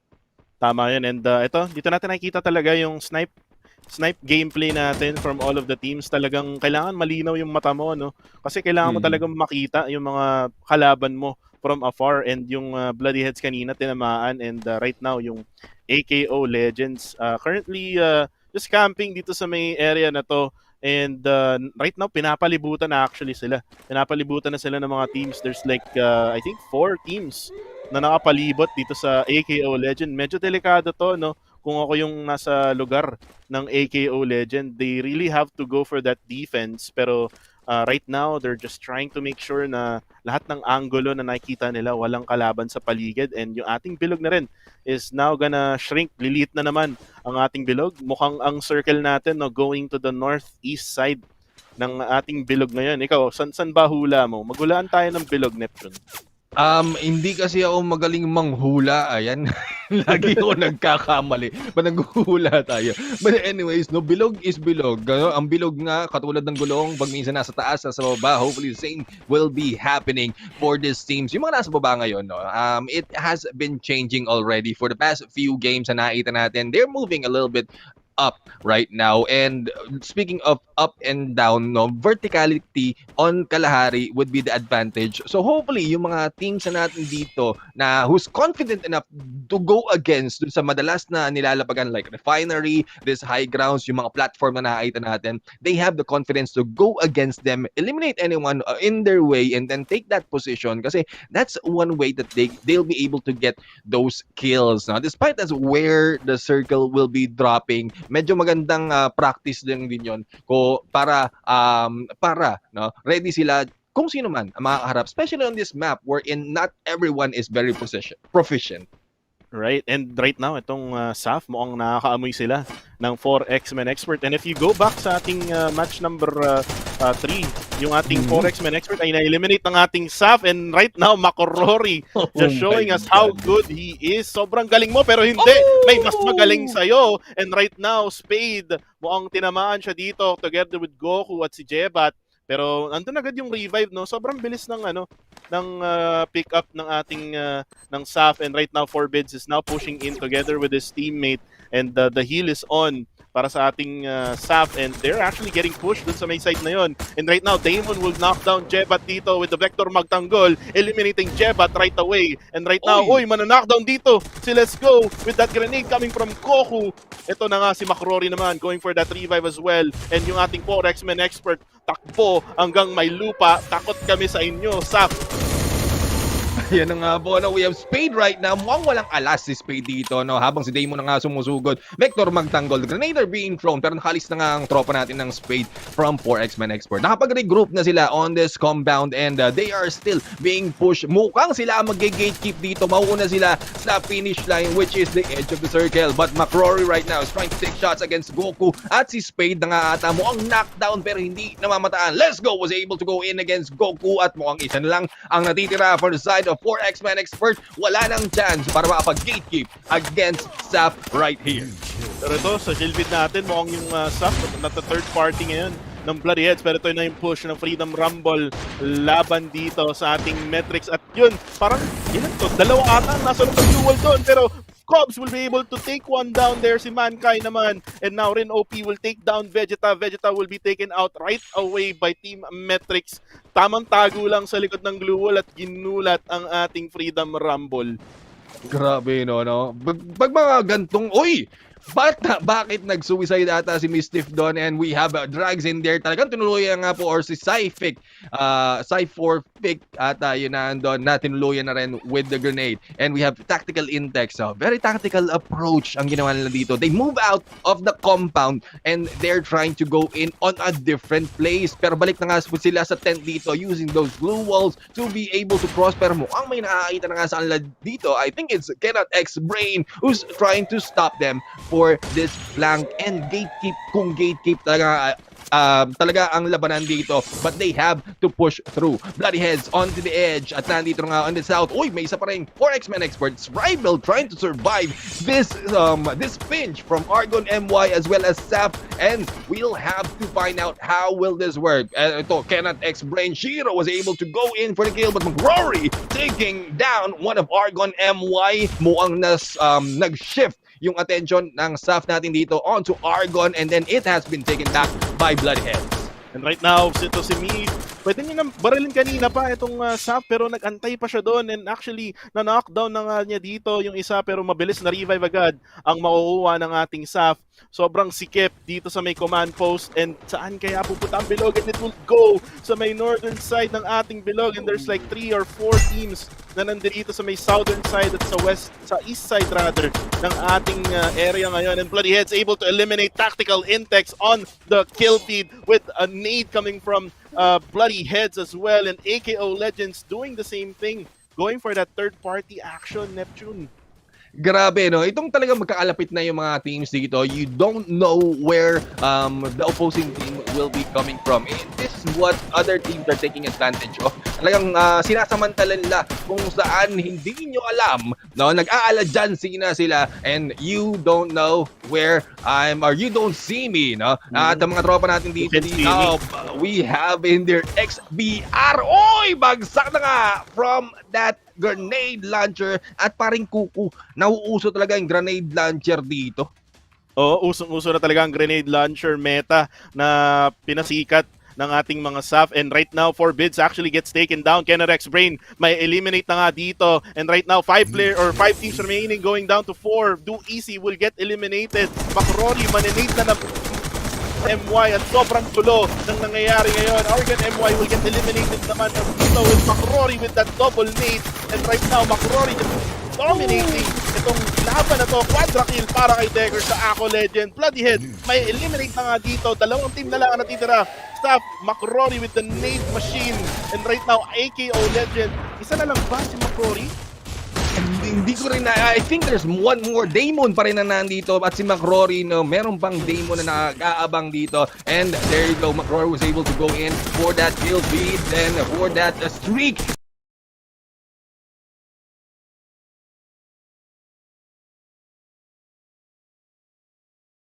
Legend taking a booyah for this game. AKO Legend deck cause ang makakuha ng MVP doon. Ang ginawa ng ating AKO Legend, Neptune, ginamit nila yung bilog as an advantage kasi naghahabol. Naghahabol yung yung SAF. And nakita naman natin doon na bawas na si McRory. Even though na nakaka-knockdown siya, ang problema, kailangan din niyang i-cover yung sarili niya para hindi siya matamaan ng mga bala. And yun yung naging disadvantage ng SAF. Yun yung usual na nagagamit dito, no, ng mga tropa natin. Taking the glue wall, trying to stop the enemy to enter that smaller circle and trying to survive that fight. Pero ito na nga, no, as we go along into this game so far, ang dami na naming nasabi. And let's see how our hosts are reading the situation after this game. And let's invite back Vil and Tyrer to the panel. Actually, dun sa nakita ko kanina dun sa laban ng ating last match, dun sa AKO Legends tsaka dun sa SAF Deathwish, actually sobrang solid dun. We really thought na SAF Deathwish will still get that game. Si McRory tsaka si Damon, mga kaibigan, ang ginagamit ng talaga nila is that glue walls lang at saka yung meron pa isa yung mga nades. Akala nga natin si McLaurin may hawak na may hawak na naman na grenade launcher, kung kasi if ever na may hawak na naman yun na ganung barrel, for sure baka merong pang chance ang manalo. Pero tulad ng sinabi mo, Kuko, gusto kong ma-explain mo to ng mas sobra pa. Paano ginamit ng AKO Legend yung bilog for their good? Well, ginamit nila yung circle doon sa last moment na yun kasi mas pasok sila doon sa bilog. So, ang ginawa nila is they tried to gatekeep itong SAF na papasok din ng bilog. And kitang-kita nga natin doon na stuck na si Damon. Hindi siya makapag-push kasi ang ginagawa ni McRory, naglalagay siya ng glue wall sa harapan. Pero talagang pinipressure siya ng AKO Legend to the point na talagang wala na siyang no choice doon. Si Damon parang na-knockdown na sa likod, and si McRory tinry niya yung lahat niya. Na-knockdown niya yung isa, pero sobrang dami ng AKO Legend doon sa may parang right side. Yeah, that's true. Actually, napakahirap naman talaga if ever talaga pinipressure tayo ng sobrang ng mga kalaban natin. If ever na kunyari, nandun sila sa may edge. Yun din yung mga insulting talaga sobrang ganda. Na yung tipong kunyari, pag ang AKO Legends kasi andun sila meron sila sariling compound Mahirap yun Meron silang bahay Tapos ang SAF Deathwish is nasa open lang talaga. If ever, Neptune, na yung kalaban mo is nasa loob ng compound and ikaw, literal na glue walls lang at utilities ang meron ka, paano ang gagawin mong, kunyari, if ever ikaw yung nasa labas, paano yung gagawin mo strategy in order for you to take down these players na nasa loob ng compound? Well, first is the placement of the glue walls, no? Medyo malayo sa'yo yung ilalagay mo na placement para you can run into that glue wall without being sandwiched by the circle as well. Tapos, at some point nakita natin from previous rounds na may ibang mga teams tinatrap sila sa loob ng compound, and kilala mo natin si McRory, the grenade launcher king. They will be able to utilize that if they'll be able to do that to the opposing team. Pero medyo mahirap na nga lang with the two members, McRory and Damon, tapos knockdown pa si Damon. Tsaka napag-usapan na rin naman yung glue wall na rin and kung ano yung gagawin mo sa mga sitwasyon na ganun. Gusto ko rin dito, ang nagustuhan ko yung galawan ng ITX, ng tactical intex doon. Umupo sila saglit sa gilid. Tapos nag-meeting sila. Tapos, lumabas sila ng circle para lang makakuha sila ng better positioning. Lumabas sila sa zone, tapos nabawasan silang buhay, and then open kasi yun So, ginamit nila yung glue walls para makapunta sila doon sa 10th area. So, with those kinds of differences na ginagawa ng mga teams, ginagawa nila yung lahat na makakaya nila using those utilities na meron din, like glue wall to be specific, para lang makakuha ng better positioning. But isa rin sa mga napansin ko dito ang sinabi ni Neptune kanina. Ang daming nagbagong galawan para sa mga teams na meron tayo dito. Sino-sino ba yung mga teams na napansin mo, Neptune, na nag-iba ng playstyle? Well, bukod sa Argon MY who's being passive and then aggressive towards the end, talaga nag-aabang sila on a timing, a perfect timing to go against an opposing team. At not only that, they're managing to take kills. Unlike previously, the moment that they take shots, 'di ba? Mamaya tatakbo na sila dahil konti na lang natitira. And those are the things that we need to do bukod sa adjustments. They need to work on their accuracy. Ito napapansin ko lang. Actually, I'm actually really sad right now. Kasi, tapos biglang tumawa, no? Kasi, alam mo yun, yung parang, paano nangyayari yung isang team nakakalapag lang, tapos, bigla-bigla silang na-eliminate. Sobrang laki ng mapa ng kalahari, mga kaibigan. Pero, nakikita natin dito, yung Umbrella Reborn, itong mga players na to, lalong-lalo na yung mga nasa baba pa, yung nasa 12th place na yan, yung metrics, paano kaya sila namamatay agad-agad, no? Si Kuko, Neptune. tanungin natin. Si Kuko. Kasi si Kuko. Si Kuko. Baka nakalimutan na, sabihin nyo, nakalimutan natin siya eh. Si Kuko. Mr. Jericho Piscos. Ano yun, paano yung tipong namamatay sila agad eh? Ang laki ng mapa. Pero parang sobrang consistent naman ata na sila lang lagi ang namamatay. I mean, Kuko. To answer that question, I mean, yung sa set squad kasi, like for example lang, set squad, talagang napapansin ko, walang required talaga na mag-hot drop sila. What I mean by hot drop, kailangan may kasabay sila dun sa pagda-drop nila. And nagba-backfire yun sa kanilang strategy. So, para sa akin, parang nilalaro na lang siguro nila itong mga susunod na mga matches natin.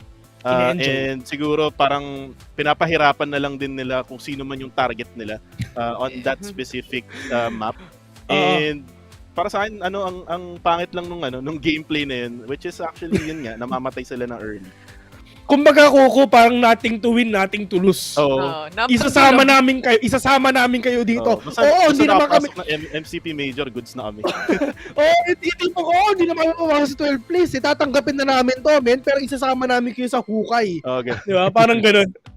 Ang pinakamatindi rin naman kasi dito, may difference din naman pagdating sa prize pool. USD pa rin yung pinag-uusapan natin, no? So maybe, ang goal ng Argon dito is hindi yung manglason lang at magsama sa hukay, is to actually step up para makakuha kahit papaano ng mas mataas na prize pool. Or mamaya, malay natin sa lahat ng susunod na games na mapapanood natin hanggang bukas, sila lahat magbuya, back to back. Maraming. Maraming back nun. Dami nga kasi nga, lahat nga ng mapa eh. Hindi ko na nga tinapos eh, buti na lang. Buti na lang mga kaibigan. Pero yun nga, tapos na yung ating tapos na yung ating second na phase sa paglaro, mga kaibigan. And this is actually the third one. It's gonna be Group A versus Group C. Still, Bermuda and Kalahari. Makikita ulit natin yung mga friends natin na PXG, yung mga blacklist and stuff, yung mga top teams, and hopefully makabawi na naman yung mga other teams na nandito sa Group C and Group A na nandito ngayon sa lower part ng ating bracket. So, if ever lang talaga makabawi sila, they need to do it right now. Kailangan hindi na sila Kasi parang this is the 4th week already. Pwede nating sabihin, isang buwan na natin to ginagawa. And parang 1 month is actually too much for you para hindi makabawi, para hindi makapag-practice, para hindi mabasa yung mga kalaban mo eh. Kasi yun lang naman talaga yung option mo para at least tumaas talaga yung mga puntos mo. Kasi kailangan mo talaga mag-practice. You need to study your opponents as well para lang at least magkaroon tayo ng mga enough points for us to get that 12th place pataas. Pero mga kaibigan, we're just gonna have a very, very short break. And after the break, it's gonna be Group A versus Group C here in the Free Fire MCP Majors Season 2. We'll be right back.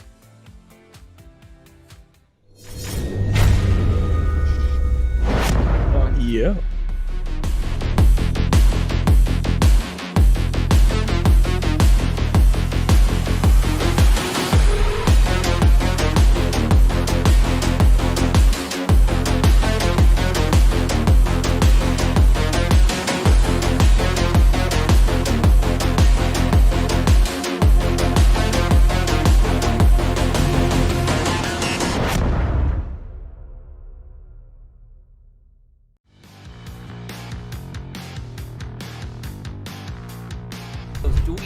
next on the chopping block. And it seems like Fasco and White, they know where Do Easy is. Jembao, oh boy, no, shows his... I'm just torn in between, man. I want both of those squads to get the best out of the equation. Blacklist International now. Cobra takes Fade out of the equation, or to the very least knocks him down onto the ground. Cobra needs to be very careful. So 7 HP left, and he goes in for the slice. South Almighty! And Matrix, at least they need some damage, but it might be enough. Matrix now could be under fire. Fascio and White coming through. Almighty chipping in. Matrix will go down eventually as they took a very unfavorable fight. But Fascio and White not done yet. Look at that, 11 kills. Bow out, so that's extra points for Matrix. They're gonna be happy with that. AKO Legend is gonna be the next one to go down as Ray Miao fights an easy lick shot. But he ran. Almighty suffers extra casualties. DXG Radicals now. SAF, and they don't really have much of a compound here. They have to expend each and every single one of those blue walls. McRory taking those shots, pops his time turner as well. Beautiful nade down. Monarch gets caught off guard, and that bounce off of the tree was absolute perfection from McRory. Apa kabar, Free Fire? Selamat datang. Survivors, tayo perlukan sokongan.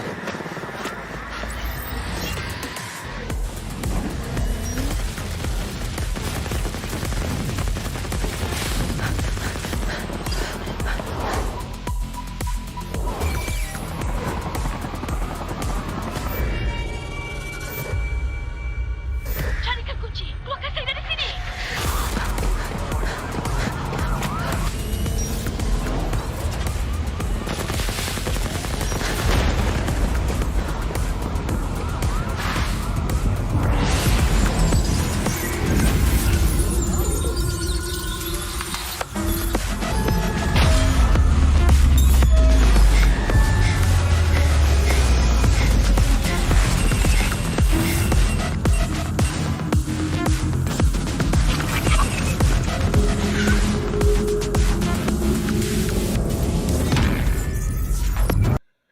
It's finally time for the last 2 maps na meron tayo. Welcome back sa Garena Free Fire MCP Majors Season 2. Kami nga pala ang inyong mga host. My name is Tayror, and with me is Vil. Vil lang, Vil. Hindi. At least nilagyan ko ng dot sa dulo, di ba? May tigil ng kaunti. Dalawang mapa na lang yung meron tayo. Tapos magpapalit pa ng groups na maglalaban. Group A versus Group C na ulit. And nakita naman natin, itong mga matches natin parang sa araw na to nag-iba, no? Nag-shift lahat. Oo, tama. Hindi na maglalaro ang Group B. So, ibig sabihin is hindi na maglalaro ang Metrics, Argon MY, SAF, Do Easy, Bloodyhead, at saka Freedom Rumble. Hindi na natin to makikita kasi ang maglalaban is Group A versus Group C. Pero makikita naman natin dito sa ating overall standings, bumawi ang mga tropa nating Bloodyhead. 219 sila. Nasa 10th place na sila. Isang buwan silang lumalaban sa 13, 12, tsaka 11. Pero finally, after 1 month, they're sitting there doon sa may 10th place at isang puntos na lang ang lamang ng tactical intakes for them to get that 9th place, partner. Grabe. The thing is, tactical intakes, hindi sila nagpe-perform dun sa mga matches nila kanina. And Bloodyhead, they can take this opportunity. Yung pag-shift, yung feeling ko talaga sa groups to dahil nagbago yung groups na meron tayo, tsaka yung mga makakasama nila sa certain Group A, Group B, and Group C na meron tayo, no? So, Bloodyhead, taking this opportunity, maybe they can come back better and stronger. Kasi if you take a look at the standings, Metrics and Freedom Rumble, nakatatlo, 2 buya sila dito, even Do Easy. But still, Bloodyhead, without any buya, they're sitting tight at 10th place. Vil, kapag nakakuha sila ng momentum na makakakuha rin sila ng buya, feeling ko talaga aakyat to. Posible pa nga silang makapunta ng 8th place o kaya ng 7th kung sakali. Oo, tama. Pero ang problema, hindi na sila maglalaro ngayon, partner. Next week. Hindi pala next week. Mamaya, bukas. Bukas pala. Sunday pala bukas. Bukas pala sila. Wala na kasi ako sa time eh. Wala na tayong sense ng time at Oo, days. tsaka ng dates eh. Wala na eh. Sira na eh. Pero yun nga, mga kaibigan, nabukas sila maglalaro ulit ang Group B. So makikita ulit natin mga tropa natin sa Deathwish. And the others na maglalaban-laban. Pero ngayon, makikita naman natin muna maglaro ang PXG Radicals, Blacklist International, ano pa ba, yung Wheels, Enigmax. Enigmax actually, they're sitting at the the 18th place. Ang score lang nila is actually 103. 103 lang party, which is actually super baba, pero hopefully makabawi sila doon. Meron pa naman tayong Almighty, Fastkill MY, AKO Legends, Tactical Entex, Umbrella Reborn, 4X-Men Expert, Z Squad, and Cannot X-Burn. These are the following teams na maglalaban-laban ngayon. Pero I think, partner, we are ready. It's time for our 5th match. Eto na nga, Group A versus Group C. Passing it to our casters, Neptune and Coco TV. Ano nga ba ang meron ang mga team na to para sa huling dalawang mapa? And yun, thank you very much. Tayo uling Parang apat nagsama tayo. Oo, meron palang Pre-match discussion. Nagulat na naman ako. Nagulat ako? Kasama pa pala kami. Ito yung susunod na mapa, Bermuda, guys. Kuko. Sabi ni Neptune kanina, nag-iba yung playstyle. Feeling ko, sa pag-change ng groups talaga to. Sa tingin mo, ganun din ba? Well, titignan natin. Ito na nga yung ating 5th match ngayong araw na to, Bermuda. And now, we're gonna have yung ating Group A at Group C, Neptune. So, sabi mo nga kanina, Neptune, it's going to be a different gameplay para sa ating mga players. Pero para sa akin, no, siguro nandun na rin yung yung mga teams na nag-group sa isang group, like say for example yung kanina, medyo nasa baba ng leaderboards yung magkakasama. Pero this time around, Neptune, sa tingin mo ba na magiging safe pa din yung mangyayari ngayon? Sa ngayon naman kasi is most of the upper half of our leaderboards ay magkakasama na. At para sagutin din yung tanong ni Tyler kanina, I think with the group changes, kahit pa mag-ikutan sila A, B, B, C, and AC, talagang magbabago talaga yon. Kahit mga kalaban nila yung mga iba-ibang teams all at the same time, magbabago pa rin kasi iba na yung mga drop points. Meron ng mga overlapping drop points na talagang magkakasalubong yung mga malalakas at may hina, at yung mga balance din, those on the fair playing field na sabi ko nga, on this ANC groupings, most of the top from 2nd to 9, kung di ako nagkakamali, ay naandito sa laban na ito.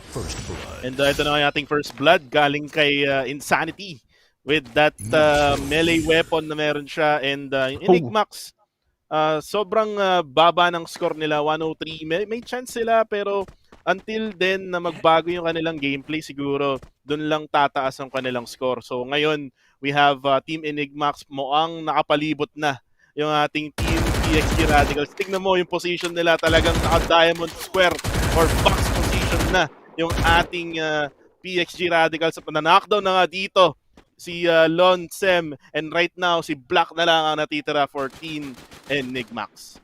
Ito yung mga once makita natin dito yung mga teams who are taking advantage of those in the lower ranks. Nabanggit nga natin, pag-ikot ng mga ranks na nandito, putting together the top and the lower ranks, doon namumulutan yung mga malalakas. Yung, alam mo yun, they are becoming the predator and just making the opposing team as their prey. As what we've seen, BXC Radicals, tatlo agad yung napabagsak. I'm not quite sure if there was only 3 members from Enigmax in there talaga from early on, pero kanina nakikita natin so far 3 lang talaga yung lumalabas sa screen. So I think that's already a squad for this side of PXG taking down Enigmax, and those are the things that they need to or some of the teams, not really those on the top, na kailangan take advantage nila para mas marami silang points na makuha.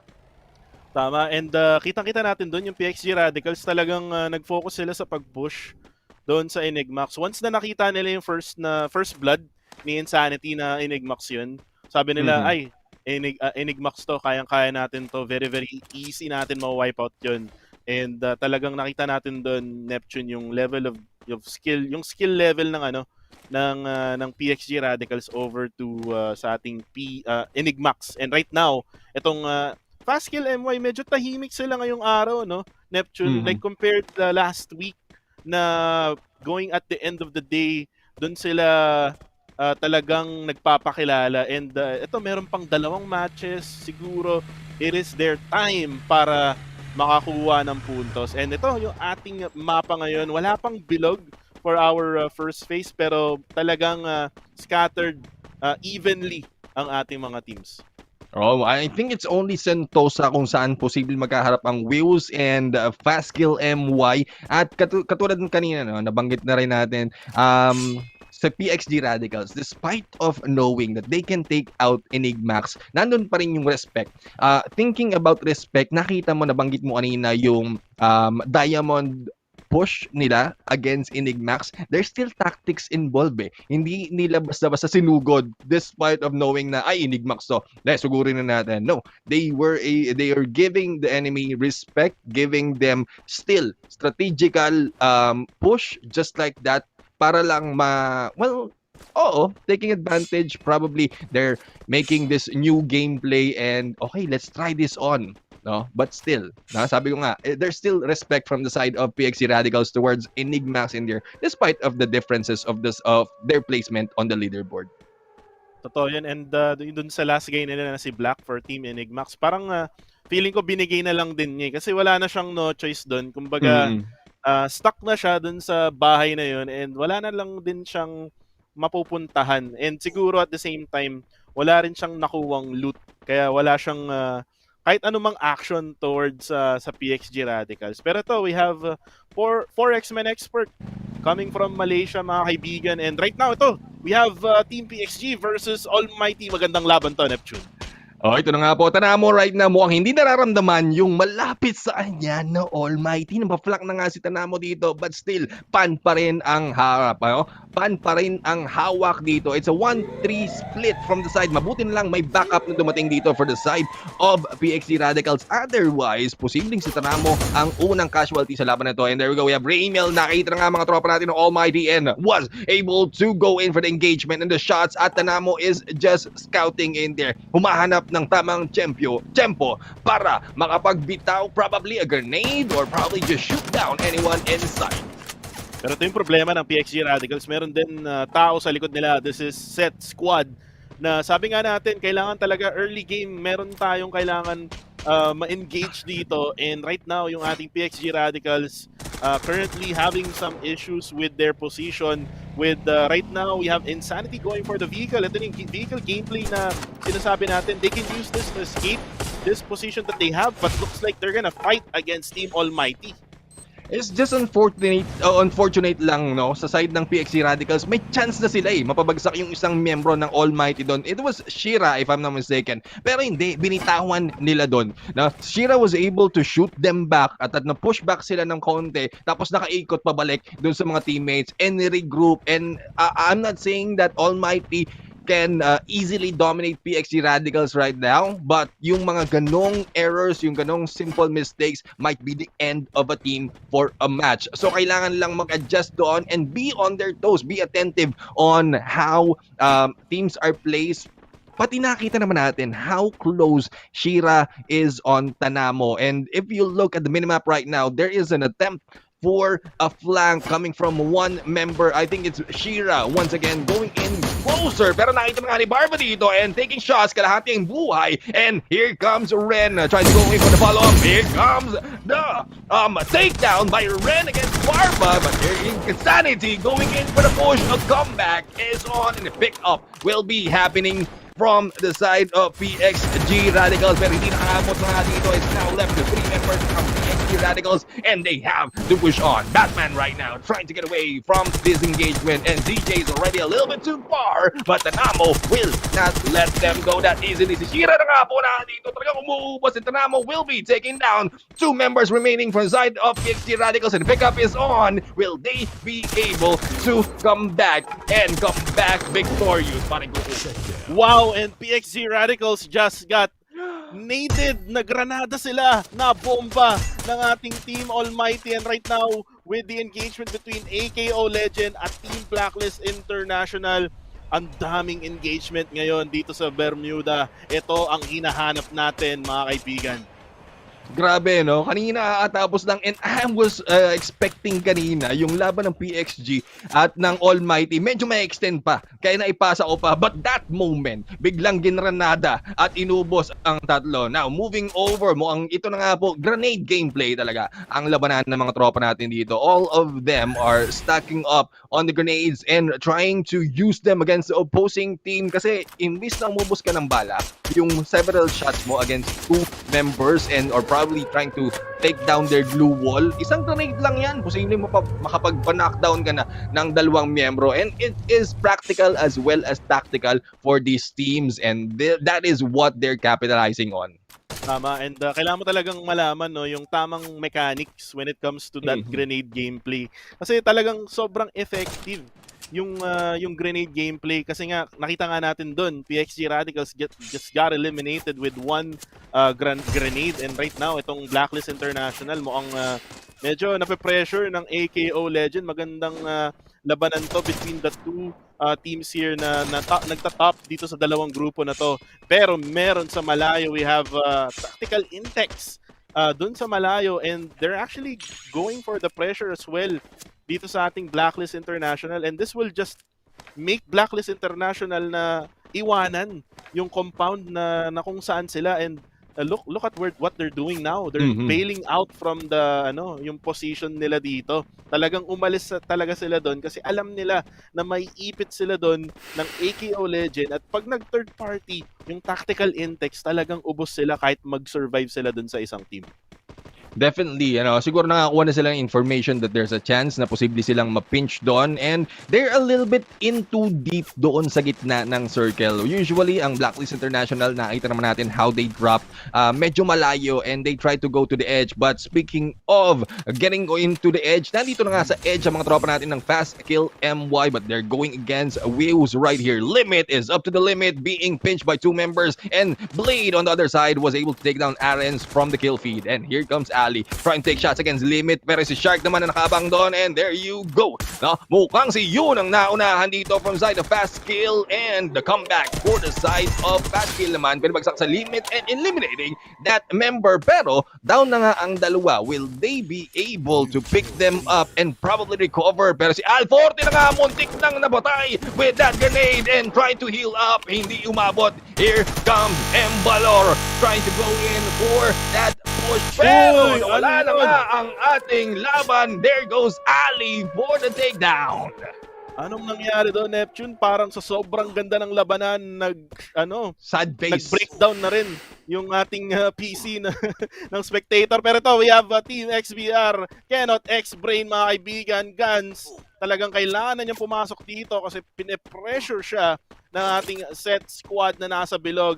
And buti na lang nakapasok siya doon kasi binabawasan din siya ng zone sa may labas. And ito, mukhang mahirap to for Guns na makapasok kasi bantay sarado yung ating dadaanan dito and this is set squad with the defense, with the gatekeeping and Guns right at the open. Ito, meron na siyang cover dito pero wala, stuck na siya dito, Neptune.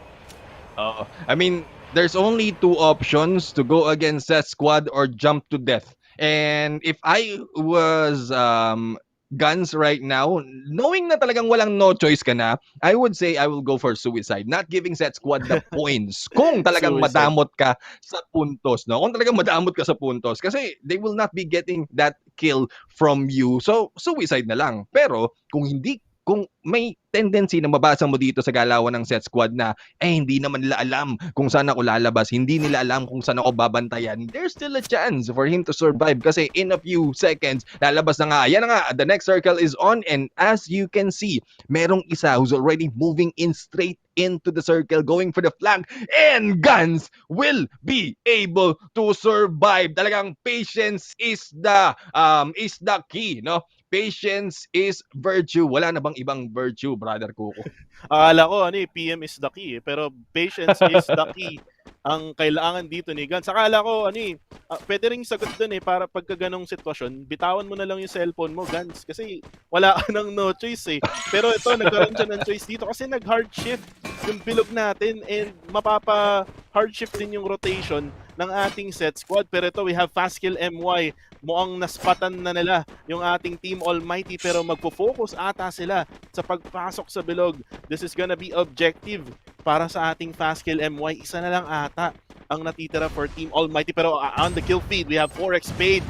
Ang kalaban nila ngayon ay ang AKO Legend. And AKO Legend having issues pa din with early engagement. This is still early, third phase pa lang to. And usually yung mga laban natin, yung mga sobrang hirap na labanan is going at fourth phase. Well, we really can't read no kung anong ginagawa ng AKO Legends. But there you go! Elimination! Grabe naman si Spade. Talagang usong-uso ang grenade at grenade launcher sa mga laban na ito. And I'm sure, no, sa mga nanonood dyan who are fans of this game. Uy, Rival, napabagsak ni Ali. Napakaganda naman ang tutok doon, no? Napakaganda ng tutok, but the pickup is on. At katulad sinasabi ko, for those who are fans of this game, mga nanonood ngayon, no, pick up those grenade launcher. Use them on RGs kasi nakikita naman natin how efficient it is on this game. But going back, no, set squad, 4-man strong. Siguro ang iniisip ni set squad ngayon is to be able to survive and nawala na yung katulad na nabanggit natin kanina na talagang basta na lang. But here we go, we have Ali right now going for the dance, and this is Fast Scale going against 4X-Man Export, but no, Ali will be going down. Shark naman pinabagsak si Spade at eliminating them. There's only 2 members remaining for the side of Fast Scale, and 1 will be taken down once again. Monito na lang natitira. Will he be able to survive this fight? And finally, Canada's Brain will be taken down and his Blacklist International to go in for that kill. Si Monito na lang ang nag-aabang dito, nag-aantay ng Christmas para sa kanyang monita at mukhang maaligtas na nga ata sa laban na ito, but 4X-Man Export will not be going away. Iba ata yung inaantay ni Monito, yung code ata. Kasi marami pa rin nag-aabang ng code sa ating live comment section. Pero ito, we have Tactical Intex getting the fence.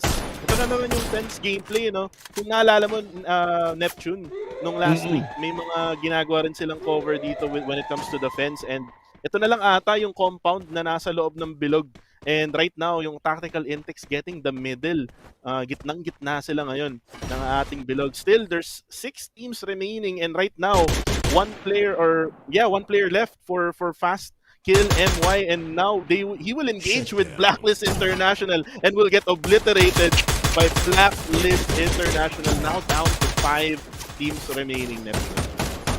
Grabe, bad move na. Kung nag-iisa ka na you're trying to go for placement points, you just don't go against a team. Pero ito na nga po, speaking of team, we have Blacklist International going against 4X-Men Export. Mukhang ito na nga, I think it's the movement. They stayed too long in there. Ang mga tropa natin na 4X-Men Export as well as those members na natatapos ang laban kanina. And inabutan sila on the crossfire or actually on the run by Blacklist International papunta sa circle. And there you go, 4X-Men Export will be eliminated for this game, and it's only 4 team left. Umbrella Reborn, despite of the 0 kills, they are going against set squad right now, and I think the confidence that they have going in on 4th place kung saaling ma-knockdown sila dito, or 3rd just in case they'll be able to survive, is giving them that pressure against set squad. Pero ito nga po, mukhang set squad na nakaalamang, but there you go, the multiple kills coming from Umbrella Reborn. Set squad slowly going down. Grizzly is the only one remaining. Will they be able to go against a 1v1 against Monarch? But no! Umbrella Reborn will be taken down by set squad. At ayan na nga, sumunod na agad. Pinatay ni Sapno. And Tactical Intex still inside that circle and goes for that third party. So tamang third party lang yung mga ng Tactical Intex doon, eliminating yung ating Z squad. And right now, Blacklist International 1v1 laban sa 4 dito. And right now, Cobra with the Vector magtanggol, talon, and right now will be able to get those damage in and knock him down. At ito naman si Trix for ITX. Will he be able to get this kill? Ilan na lang ba natitira for Team ITX? I think meron pang dalawa. And Blacklist International will get eliminated. Tactical Intex ang nanalo doon and makakakuha ng buya. Grabe, no? Tactical Intex in their, they know their place. Nabanggit na kanina how close some of the teams are getting to them when it comes to point. And this is them coming back and showing us na you won't be able to catch up sa amin ng ganun-ganun na lang. We'll be able to move forward as they go in for this Booyah, and Sayed, Shooks, Trix, Sapno, and the rest of the teams are in here Ayun, taking that win. And as you can see, they are very happy with that play. No? Ayan, happy Nakikita ba na yan? natin dito the Booyah gameplay, and Magi yan, Ay, Magi brother. pala yan. Magi pala yan. Oo. Yan pala yung sekreto ng Tactical Intex Neptune. Magi, carry. Carry yung ano yung nakalagay doon eh. Sana makatikim din tayo ng mga ganyan, no? Para lumakas tayo sa Free Fire. Oo nga, sana makatikim tayo ng ganyan. But let's see, no. Pakinggan natin ang ating mga host. Let's see what the host has to say about that game, a very surprising game. So let's welcome back Vil and Tyra to the panel. Yung Magi curry na yan, actually masarap yan. Medyo spicy noodles yan. Medyo spicy noodles yan. Tapos lalagyan mo pa ng konting tofu. Lalagyan mo ng mga sunny side up sa taas. Sarap nun, men. Legit. I mean, ewan ko. Namimiss ko na nga yung kumain na gano'n eh. Pero yun nga, pinansin yung pagkain eh. Hindi No? yung panalo. Pero, ayun nga, pero dito naman tayo magbalik naman tayo dito sa ating mga games, mga kaibigan. Pero yun nga, meron ako napapansin eh. Parang naging factor ata yung pagpalit ng mga groups para makaangat yung mga players sa babae, no? Andyan yung Z Squad, andyan yung Umbrella Reborn. Nung nagpalit tayo ng groups, medyo umaangat na ata sila ng paunti-unti, pero we're getting there. I mean, kahit hindi ngayon, darating tayo sa panahon na ngayon. Tingnan mo naging factor ba talaga? Let's start with Mr. Jericho Piscos. Yeah, definitely. I think nakatulong yun. Especially dun sa mga nasa ibaba. Kasi nga, there's times na talagang yung mga kasabayan nila are nandun din sa baba ng leaderboard. So definitely, it will be even playing field para sa kanila. Ang weird lang, no, Vil, is yung mga top teams, like for example, kanina yung SAF, nag-end up at 7th place, at 6th place, which is actually weird for me. So I'm not sure kung ano nangyari dun, pero yun nga, nakatulong dun sa mga nasa baba. Oh, parang do you think ba this grouping is actually favored para dun sa mga taong nasa baba, Neptune? Yes, I would say. Kasi medyo na kahiwa-hiwalay on the groupings itself, and the place from A, B, BC, and AC. Medyo nagkahiwa-hiwalay yung mga top teams on these games. So we'll have to find out further kung ganun nga ba talaga yung basa ng laro. Pero that's how I see it right now. Tsaka on the other hand din na-mention na kanina Vil ni Neptune na once nung nagbago na yung mga groups natin, nagkaroon ng same drop zones. So kahit magkalaban sila lagi or nasa iisang mapa lang naman sila from time to time din, kahit nung different groups pa sila last time. This time around, nagsama-sama sila. May mga same drop points or drop zones na nangyayari. Nagkakaroon ng ipitan pagdating sa ganong factor, no? And that is already match 5 out of 6. So, ibig sabihin, isa na lang ulit yung mapa na natitira ngayon para sa mga teams na meron tayo dito. Adjustment stage, adjustment muna for the teams that we have here as well dahil para tayong bumalik sa day 1 kung saan nagbabasa sila kung ano ba yung mga playstyle ng mga teams. Lalo, dahil nga nagkakaroon ng ipitan sa pagkakaroon ng mga drop zones natin. Now, Neptune, going here sa ating huling mapa, with regards to this, gusto ko lang tanungin itong casters bago matapos ang lahat. Kung magkakaroon ka ng paboritong player, I would suppose, player right now para sa araw na ito, now you think is really, really doing great and really, really doing a lot for his team, sino yung player na to? For the player, I would say it's McCrory, dahil nga yung the way they play, usually McCrory is the only one who survives pag nabawasan ng mga tropa natin ng SAF.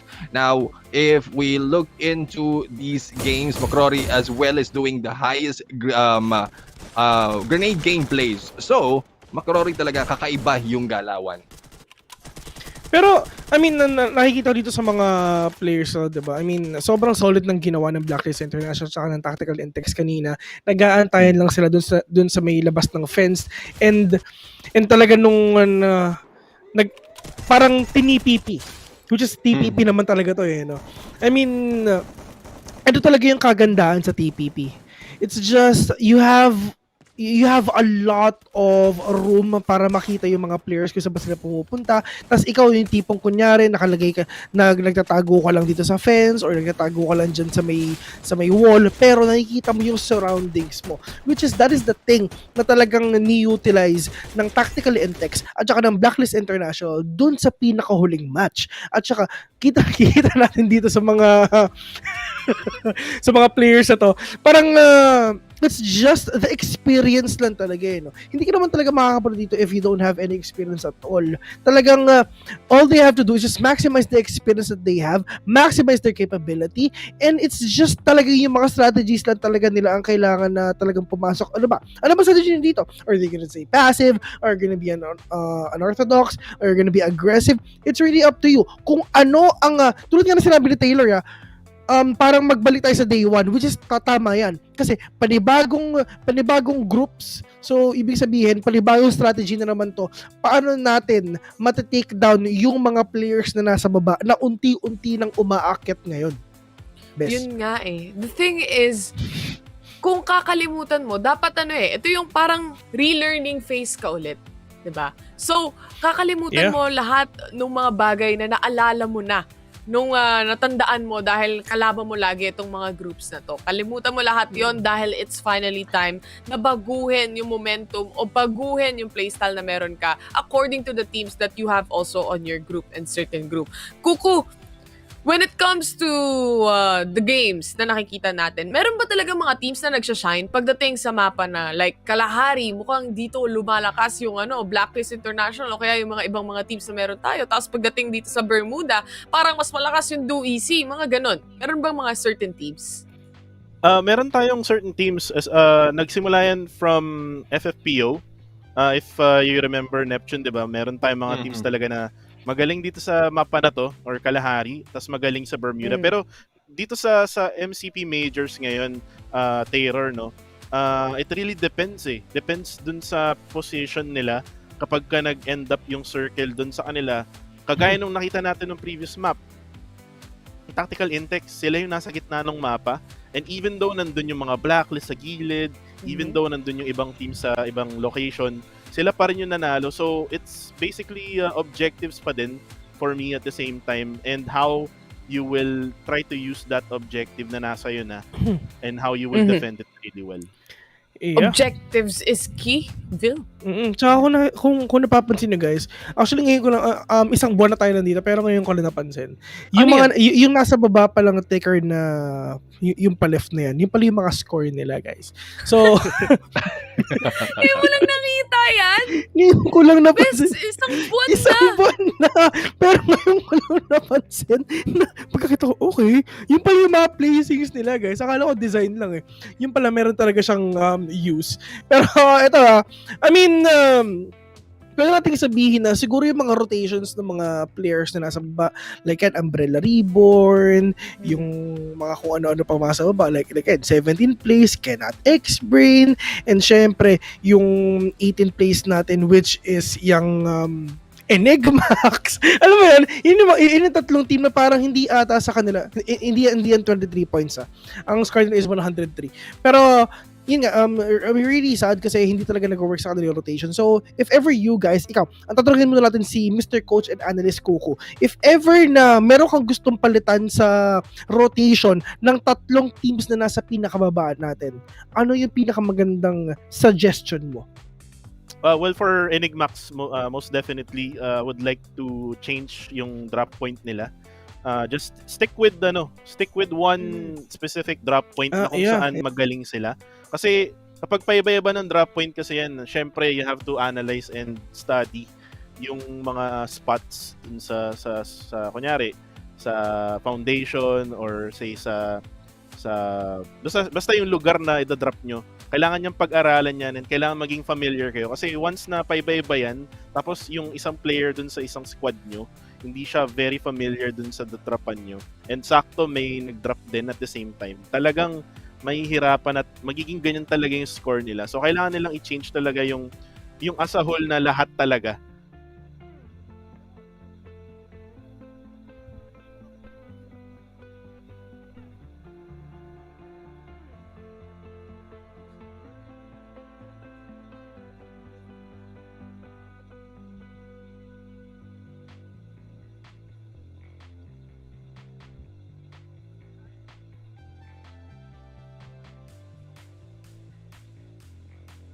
Well, it's a 50-50 chance, no? It depends on their capacity of delivering nga sa if they'll be able to deliver on eliminating a squad, which nakikita natin kadalasan hindi nila nagagawa. So, it's a good thing na meron silang confidence, but it's more of how they can deliver that onto this gameplay na no, they have practiced enough to go against them.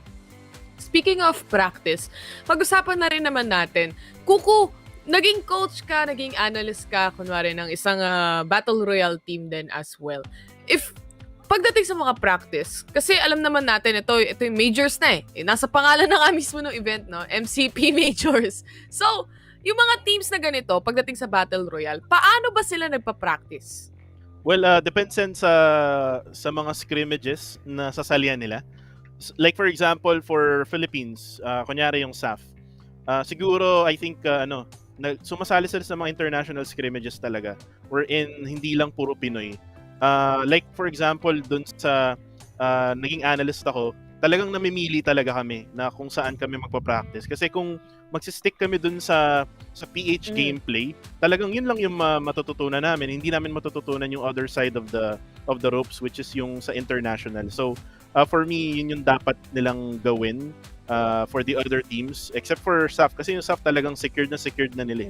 Bakbakan lang kung bakbakan kasi, no? Pag puro Pinoy teams lang talaga yung mga kasama mo. I think in any other games din naman as well, mas prefer nila na nagsascrimmage sila is yung mga international teams yung kasama nila, yung kasabayan nila. Kasi itong mga Filipino teams, lagi mo naman itong makakasama sa tournament eh. Nandito na to eh. Wala ka nang matututunang kakaiba o bago kumbaga. Kaya nga, during the time, kung iisipin natin, way back, Vel, na yung mga Pinoy teams dito sa Pilipinas when it comes to esports, parang hindi sila makasabay doon sa bigger stage kasi parang Philippine server lang. Tapos nandito lang sila lagi. Tama. You need to get dun sa dun sa comfort zone mo, which is you need to practice with a lot of Southeast Asian teams. Syempre sa mga cupping nyo lang din, and para lang 'di ba dun nyo ma-check if ever lang na kaya nyong palitan, if ever mapalitan nyo ba yung yung strategies nyo, magkakaroon ba kayo ng mga bagong playstyle or whatsoever, para lang syempre magamit nyo to papunta dito sa tournament na to. Pero actually itong BR game na to, it's actually really unique kasi this time na talagang nakapag-cover tayo ng isang event na may mga glue wall, na may mga chronosphere and stuff.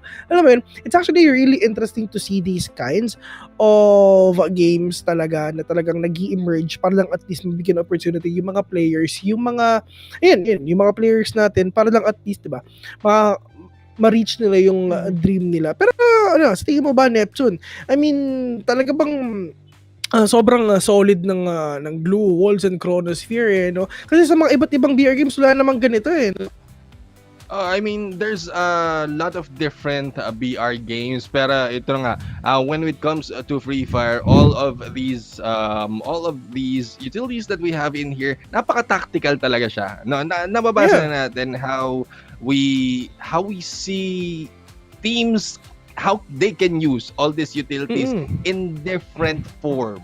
Kaya solid talaga.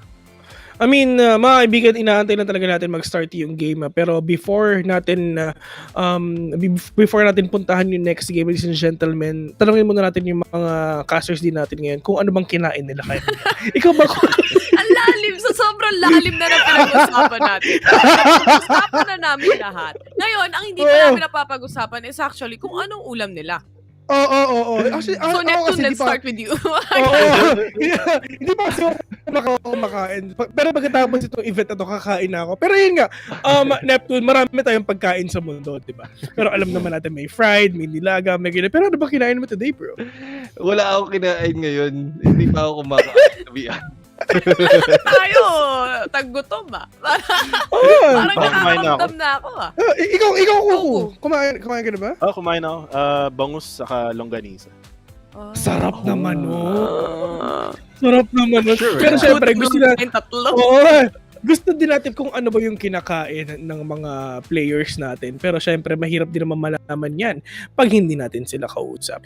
Ladies and gentlemen, sana natutuwa kayo sa ating podcast here for the Free Fire MCP Majors wala eh. Season 2. Caster, start the game! Oh, nga. ito. May susunod na let's go. mapa. Hindi, pakita lang muna natin yung Sandylands and yung Tagaytay pero dusty.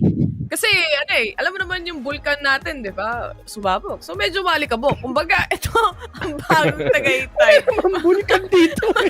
Makikita mo dyan yung taal. Sumabog na kasi, kaya wala na eh. Kaya, ipasa na natin sa casters natin yan. Casters! Take it away. At maraming salamat po sa ating episode ng current event kung saan narinig natin from Tyror in there na sumabog na ang bulkan at napunta na sa Kalahari. Ito na nga po. Maraming salamat to Bill and Tyror. Paring Goku, this is the last game for today. There's a lot of surprises na tayo na nakita dito sa mga laban na to. What else do you think? Well, kung surprise nga, siguro hindi natin maiisip agad-agad. Pero sa tingin mo, mayroon pa ba silang ibibigay na sorpresa sa huling laban na ito? Well, siguro meron, no, kung manalo yung Enigmax ng Buya, pero wala na yung Enigmax dito eh. Yun yung gusto kong makita. Pero ito na naman yung Z Squad, no, Neptune. Mana-knockdown na naman siya dito, which is si Monarch. And this is going to be another elimination. Kasi wala sa minima po, wala yung kanyang makakakampi. And talagang lumayas na sila doon. And ito yung sinasabi natin sa Z Squad lagi, no, na required na mag-drop sila sa kung saan merong kalaban. Parang hindi sila mabuhay ng walang kasama.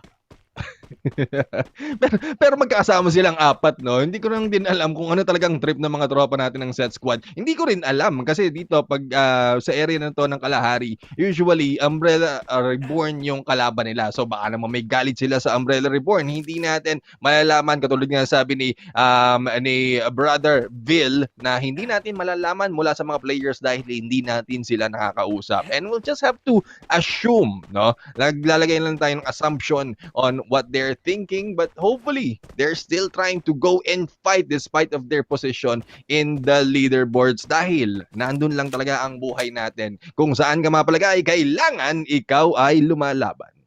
Ayun, gusto ko yung sinabi mo na yun, Neptune, pero actually naisip ko rin ngayon, no, siguro pinipili nila yung dinadrapan nila na pwede nilang i-engage kasi kung titignan natin Umbrella Reborn compared sa Z Squad, magkalapit lang sila sa leaderboard and siguro namimili na lang talaga sila dito yung pwede nilang patayin early on para maka 4 points agad sila. Pero ang nangyayari is the other way around. Sila yung namamatay. Pero ito, we have 4 X-Men expert laban sa ating Fast Kill MY.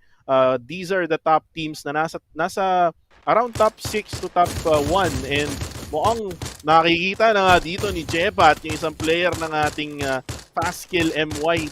Pag nagsascope, no, may nakikita ka ba, Neptune?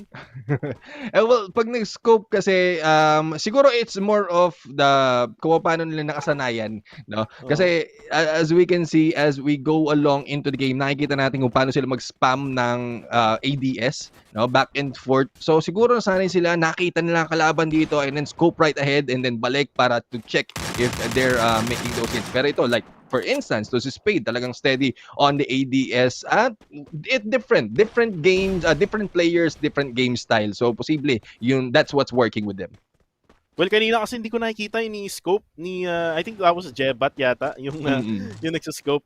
Siguro, parang glitch na lang siguro yun. Ayun, no, parang hindi ko nakikita talaga. Di ko alam kung blurred lang ba o nagpa-fog yung aking salamin. Pero ito, we have Spade able to see itong si Yun at si Monito at mukhang stuck na sila dito. Napapagitnaan ng dalawang members ng ating 4 X-Men expert. Monito, madadrap na nga dito. And right now, we have Yun for Team Fast Kill MY. Alam niya na merong tao na nasa taas, which is si Spade.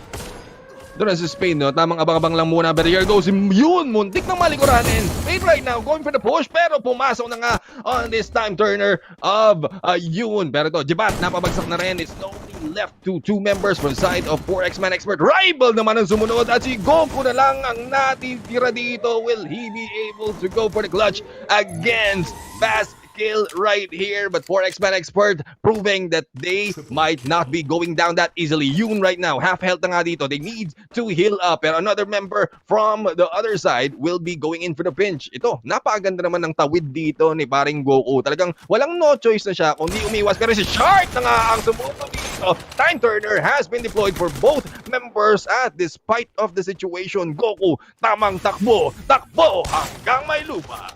Takbong magnanakaw mga kaibigan para kay Goku, and right now Goku really needs to run away. 54 HP, 45, and there you go.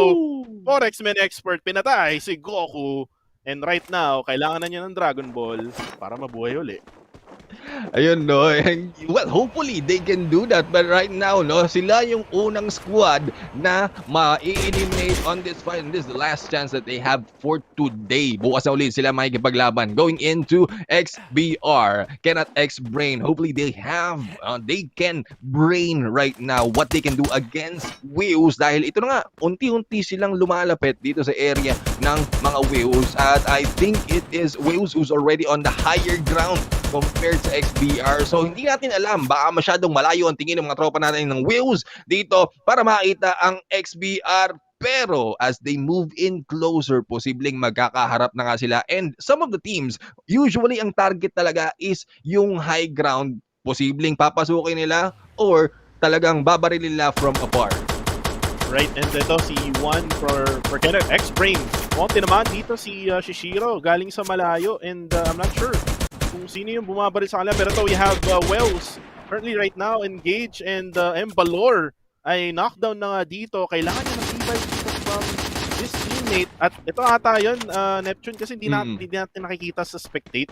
Pero Wells yung nagpapa-pressure dito for Kenneth X-Brain na nasa ibaba. Kasi hindi nakita no? Hindi nakita ng spectator eh. Pero kung sa minimap, kitang-kita natin dito na XBR or Kenneth X-Brain yung kalaban ngayon ng Wells. I mean, they're the only teams that are close enough to be able to see ang mga tropa natin dito ng XBR and also snipe them, no? Take them down. But ito, nabanggit nga natin, Alforte and Embalor. Ito mga medyo matataas ang accuracy sa mga tropa natin ng Wheels. Hopefully, they'll be able to come back, no? And show us what they have in here. Dahil so far, for the first few days or first few weeks ng laban na ito, magandang performance ng mga tropa ng Wheels. So far, on the latter part, hindi natin sila masyadong napapansin. And especially for today, parang konti lang yung game nila na talagang nag-perform sila on this match. Yeah, tama nga yan. Pero ito yung ating bilog mga kaibigan. It's actually, pupunta siya sa northern side ng ating mapa. And like what we usually see, Neptune, usually nasa may southern side siya, malapit sa refinery. So mukhang magbabago ang ating trend dito sa ating bilog. Pero ito yung ating fast kill MY still outside the zone. And right now, getting hit by the poison ng ating zone dito. So they have to make sure na makakapasok sila. Though it's only just the second phase. So medyo maliit lang yung bawas nung poison natin dito or yung microwave na tinatawag nila. So right now, still 10 teams remaining, 37 left alive. Medyo maaga pa para sa ating mga teams. Correct. And kung kanina nung display yung ating map, no, I think we started off with 11 teams. So isa pa lang yung na-eliminate on this game. Now, fast kill right now, they need to move forward. Oo, sabihin natin mababa, konti pa lang yung bawas dito. But the moment they go into the edge at maghahabol ulit sila at posibleng mag-gatekeep sila, they might not be able to make it far enough, no, para makuha ng magandang placement point. At here comes Almighty. Mukhang sila man ang susunod na tatarget sa Kenneth X-Brain. And on the other side, Blacklist International going against Tactical Intex. Will Tactical Intex go tactically against Blacklist at mali-decode na ba? Or mauubo sila ganon-ganon na lang? Ito yung rematch na meron tayo ngayon galing sa previous na mapa natin. Kung kanina, sila yung last two teams na natira. Ngayon naman, still very, very early. Sila ang magkatapat. Pero we have PXG Radicals ngayon. Si Rainiel ay knockdown na nga dito. And right now, they are stuck dito sa compound na to. Barba and Tanamo needs to go for a cover right now. Si Tanamo mukhang stuck sa labas dito with Batman getting the triple kill for Team Almighty.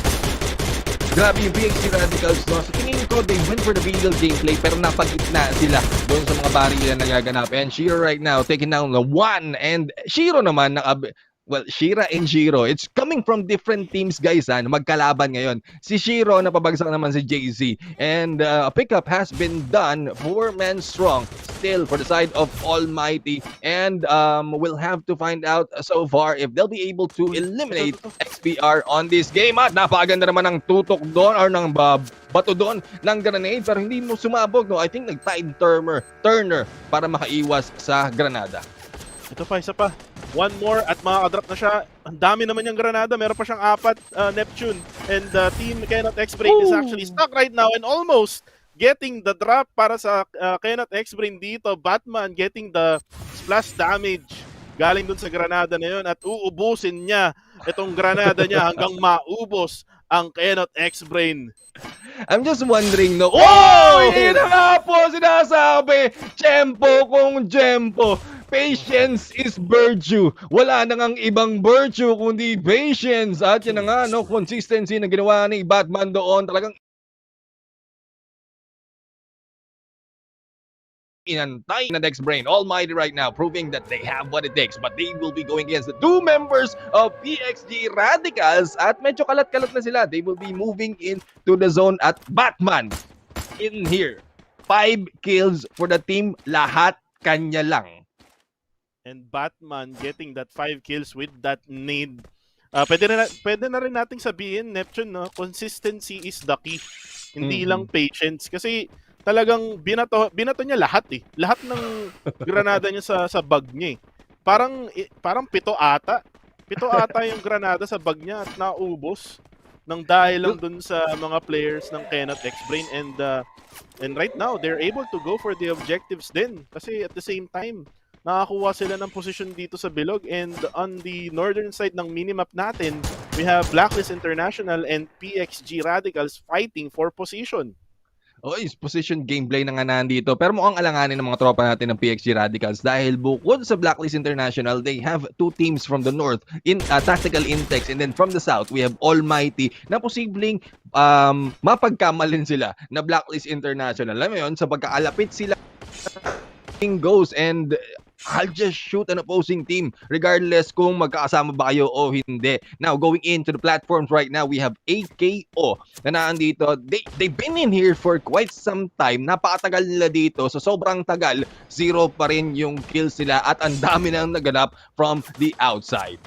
And right now, ito yung ating bilog sa refinery. Pero yung bilog ay nag-switch na nga dito sa may eastern side ng ating area, and itong si Decos nasa taas lang ng platform and using that height advantage over Umbrella Reborn. Umbrella Reborn right now is actually stuck. Itong si Error, stuck siya dito at alam na alam ng AKO Legend kung nasan siya dito. So for me, si Error kailangan niyang mag-switch up dito and maglagay ng maraming glue wall, pero mananakdown siya doon ni Taken ng granada.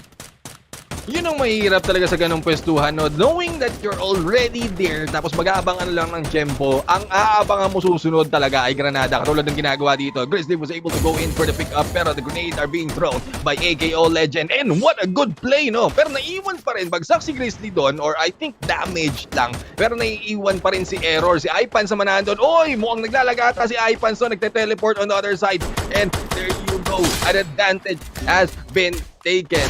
The advantage has been taken by these teams. At Wales naman on the other side also take advantage of their position on the game, trying to gatekeep those who are outside. At mukhang AKO Legends at Umbrella Reborn ang kanilang magiging target. Napakaganda naman ang tutok ni Embalor on this game. And there you go. AKO Legends will be eliminated as Embalor tries to take down Grizzly from Umbrella Reborn. And Embalor lumabas pa siya ng zone para lang patayin yung Umbrella Reborn. And right now, yung natitira na lang dito sa may baba ng ating circle ay yung ating Z squad. Pero meron pa rin tayong 6 teams with the Z squad actually being killed in the play zone, and they are eliminated, Neptune. At yan na nga po, speaking of elimination, we have PXD Radicals. Napakabilis yung pangyayari. Apat na lang natitira dito. And it's a good thing some of the teams na nandito na natitira out of the 4 are still 4-man strong. Well, I think I spoke too soon. Shira, knockdown na nga nandito. And this is Blacklist International going against Tactical Intex. Mukhang ito na nga ang pagbabalik ng paghihiganti ng dalawang team na ito. There we go. We have a Clank taking them down. Tactical Intex, a quick swipe from Blacklist International. Cobra will be picked up and they need to rush into the zone. And yun yung naging advantage ng Blacklist International doon. Walang ka-cover-cover yung ating Tactical Intex. Pero ito, we have Embalor with a sniper. Already have 4 kills. And grabe naman tong si Embalor. Nakatira pa dito ng isa from Team Almighty. And Shira ay madadrop na nga dito with 5 kills already. 3 teams remaining, mga kaibigan. Blacklist International, Almighty at Team Wells. Mukhang dalawang Pinoy yata to with one team from Malaysia.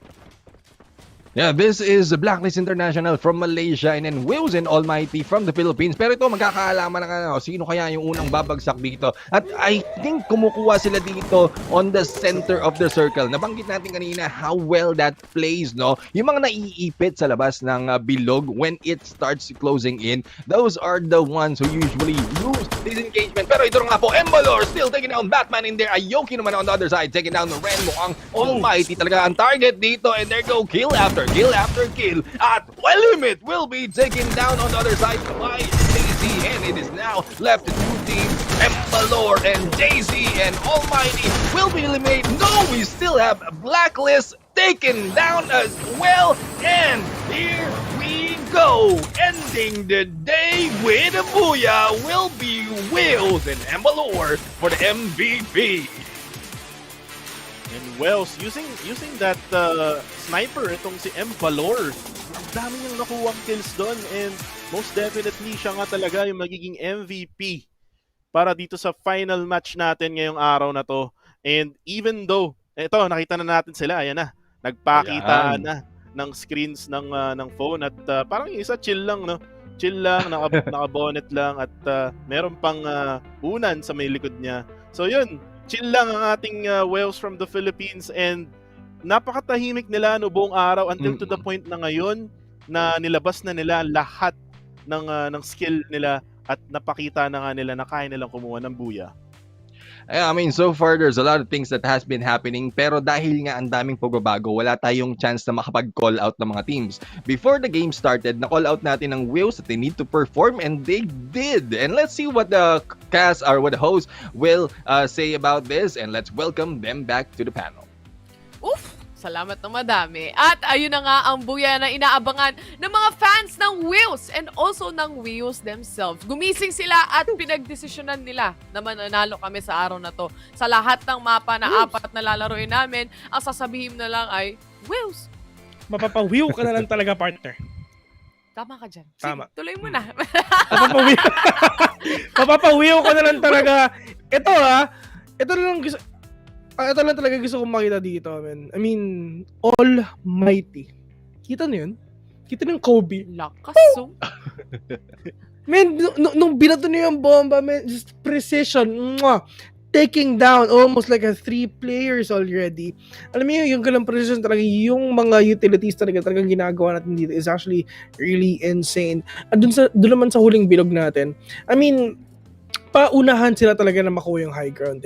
If ever nakuha mo na yung high ground, talagang you have that, para meron ka na advantage because it's just, you can see everything. You can see everything below you. And ang problema doon is like, pag kunyari, kunyari may mga players na paakyat, syempre, yung mga nasa taas, nakasilip na yung ulo nila. So, pwede ka ma-one tap the head yan. So, medyo delikado yun, men. Di ba, hindi na sila makakaakyat doon sa posisyon ng kanina ng Wheels. Yung Blacklist tsaka Almighty, parang na-stuck na talaga sila sa baba. Medyo ipit na sila doon kasi if you saw the terrain, yung binababaan ng Wheels, they have to jump step by step.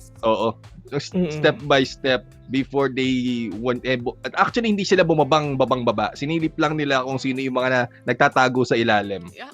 Yeah. Isipin mo, magbato ka lang ng granada doon, mahuhuli mo yung Blacklist tsaka Almighty. Sabay-sabay sila eh. Pero Kuko, sa tingin mo, sa lahat ng mga teams na meron tayo dito for day number 7, sino ang pinaka-top performing para sa'yo? Well, medyo mahirap na tanong yan kasi lahat naman kasi lahat sa kanila nag-perform except for yung mga teams na talagang natutuson, talagang early talaga sila out sa mga laban natin. Pero for me, I would go and choose yung nag-improve na team talaga. For me, yung Argon MY. I'll pick Argon MY. Yun din yung sasabihin ko eh. Parang Argon MY. Kasi kita mo talaga eh. Dati lugmok. Diba? Pero ngayon. Actually, dalawa sila eh. Sino yung isa? Dalawa sila. Umbrella Reborn. Pwede rin. Pero Argon para sa akin, naiipit sila eh.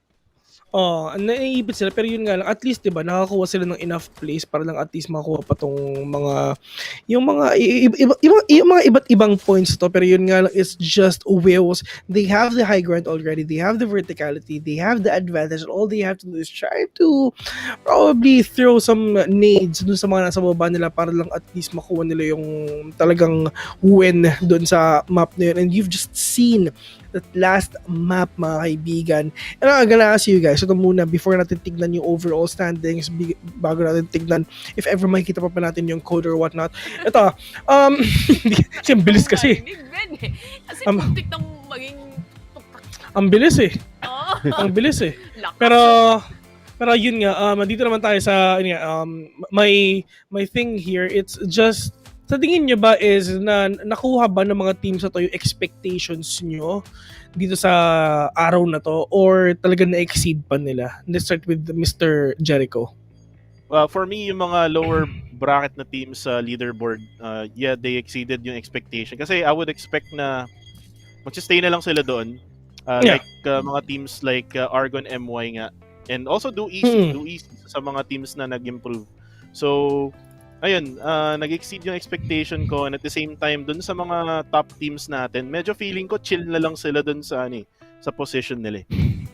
Yeah. Pero tignan muna natin tong overall standing or round standings muna lang para makita natin kung sino ba talaga ang medyo umangat dito sa mga players ito. Pero yun nga, nakikita natin dito, Wills with 12 placement points and 11 points with a total of 23 points, followed by Blacklist International with 16 points. Almighty, mga kaibigan, huwag kayong mag-alala, mga taga-Pilipinas to. Almighty, taga PH to, kampi natin to, hindi yan taga Malaysia. With the 14 points, followed by Tactical Intex, Fast Kill, and Umbrella Reborn. Tulad nga sinabi ko sa inyo kanina na umaangat kayo, pero medyo nasa 7th place pa rin kayo. Pero Enigma kasi, no? I mean, hindi ko alam. Are they still playing or hindi na? No, we're gonna receive more news on to that next time. But aside from that, na-mention na rin naman natin pagdating dito sa leaderboards. What do you think about this ground standings? Do you think na merong mga teams dito na parang, I think, yung rotation nila, they deserve more points? Or may rotations ba dito na parang, merong nakachamba, Neptune? Well, here, I would say yung tactical intakes, they are now focusing more on placement. No? Yung rotation na banggit na rin kanina, despite of going toe-to-toe against Blacklist International, towards the end, nagkaharap na sila at first point, pero nakaiwas sila, and then they just climbed up for the rotation. Siguro, katulad nga nabanggit natin, no, some of the teams are catching up to their placement from last week, at it's their chance. Kung mas confident sila to get the placement, to get ahead, then that's what they're taking, and then just take some kills in the process. Yeah. Pero I mean, dito sa ating round standings, it's just na talagang kita natin talaga dito na talagang kailangan ng mga players natin is mas marami talagang kill point para at least to back their points up na medyo mataas. Kasi I mean, kunyari ang Cannot X-Brain, sila yung nakakuha ng siguro 12 points or siguro, di ba? Meron silang 12 points tapos biglang for placement points tapos wala naman silang kill. Eh di parang, alam mo yun, so, mababa pa rin yung nila. Mababa pa rin yung place nila for sure. They're not gonna get that first place dito sa ating round standings. Pero upon checking the overall standings for today. For today pa lang to, Mhm. It's just, nauuna pa rin Supreme Assault Force, followed by Blacklist International, and PSG Radicals, ang ganun susunod, and AKO Legend, Fascal MY, for X-Men Expert, Wills, Tactical Intex, and Almighty for the first and 9th place partner. Pero syempre, para sa 10th place natin, finally, at the end of the day, gumalaw din ng Bloody Heads out of that 12 or 13th spot na meron tayo. Dahil now, they are placed in the 10th with 219 points in total. Hindi naman nalalayo ang Freedom Rumble na 4 na puntos lang in difference. No? That is 215 in total. Metrics naman ay hindi gumalaw, halos with 202 points. Do easy. Nag-swap actually dito yung Bloodyhead tsaka Metrics na positioning. Do Easy, 194 points. Argon MY, 165. Z Squad, Umbrella Reborn, Cannot X-Brain at Enigma. Sunod-sunod na tong mga players na to. Sunod-sunod na tong mga teams na to. And I just wanted to ask, of course, Neptune, Argon MY, 165 points. Hindi pa tayo tapos sa league stage. Ako I feel like makakaabot kung tuloy-tuloy, kung kagaya ng pinakita ng Argon MY para sa araw na to, feeling ko kaya nila makapasok ng top 12. Yeah, definitely. Kasi kung nakita nga din natin yung movement, no? As we can see, Tactical Intex came from, Bloody Heads came from 12 and 13, pero nag-move up sila. So it's just talagang tiyempuhan na makakuha sila of a balance of a buya as well as those kills as well. And then they can move up to 30 points within a day. Yun nga 30 points, hindi malabo yun, Vil. 30 points, actually, 2 games lang yan. 2 games na may buya. 2 games na may buya. Or malay mo, biglang magpakarambo yan. Talagang pinapatay-patay na lahat. Hindi pong say hello to my, hindi po say hello to my little friend. Tapos biglang malay mo, bigla silang gumanon, man. Biglang nagalit yung Argon MY. And hopefully, makikita natin yan tomorrow talaga, if ever talagang if ever na nag-change na ba yung pace ng ating tournament pagkatapos nitong pagpalit ng mga groups. Actually, it is a huge factor talaga na nagpapalit-palit pa rin sila. Kami kanina, lalo na ako na pag-usapan natin na para sa akin, parang okay, nagpalit sila pero at the end of the day, laban pa rin naman lahat yung mga yan Pero doon ako nagkamali. Talaga nag-iba pala talaga yung lahat ng pacing. Yung pwede natin sabihin na it's actually favored para doon sa mga nasa baba. And kung napapansin nyo, yung mga lagi nasa taas is wala ata silang magawa ngayon. Pero yun nga, malalaman natin yan if ever talagang ganun sa pag natapos na yung game tomorrow, and I can't wait for that. Pero before we end the show, mga kaibigan, do you have any final thoughts sa mga players natin? Pero bago natin pag-usapan yung mga final thoughts, punta muna tayo sa mga viewers natin because we all know that we really want to get this code for our giveaway, which is the Wilderness Hunter UMP box. At kung kukunin mo na yan. Wala sinusubukan niya Ayaw. Hindi ba kuha no? Kaya kung ako sa inyo, if gamit nyo cellphone, gamit nyo PC or whatsoever, screenshot nyo na yan in 3, 2, 1. O yan, di ba? Nag-post pa kami para sa inyo. And if ever na makuha nyo to, congratulations to all the people who will get this box. Para lang at least, di ba? Pwede nyo ipagmayabang. Meron ako nito. Ganda-ganda ng baril ko. Nakuha ko to sa MCP Majors. Oo. Nanonood kasi ako. Sinusuportahan ko yung mga teams na gusto kong manalo. Lang ng iba, no? Tapos sila naman yung susunod na magyayabang. Anyway, final thoughts, of course, para sa mga players at teams natin dito, Neptune. Let's start with you. Well, it's a good thing that there's a lot of adjustment that has been done, and there's a lot of things that they can do. There's a lot of things that they can do. So hopefully you continue improving your gameplay, study not just your team as well as yung ibang mga kalaban ninyo para mas lalo kayong mag-improve and you will learn more about the game. Si Kuku na yung huli, magsa-sign out bukas. Siya yung next na, final thoughts. Kasi si Neptune para sa araw na to, bukas ang final thoughts si Kuku. Ikaw, Will, may final thoughts ka pa? Wala na ako final thoughts kasi tayo ay magsa-sign out na here in the Green Free Fire MCP Major Season 2, and this has been your day ngayon. And bukas ulit, kita-kita ulit tayo para sa mga susunod na aksyon. Once again, kami mga pala ngayon mga talents today. We are your hosts. My name is Phil, alongside Ms. Taylor, at sa baba naman natin mga pogi-pogi nating casters, si Mr. Jericho Piscos at saka si Mr. Neptune Garcia. See you tomorrow and good afternoon. Bye!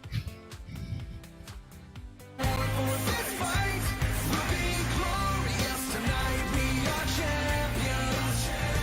We'll be warriors tonight.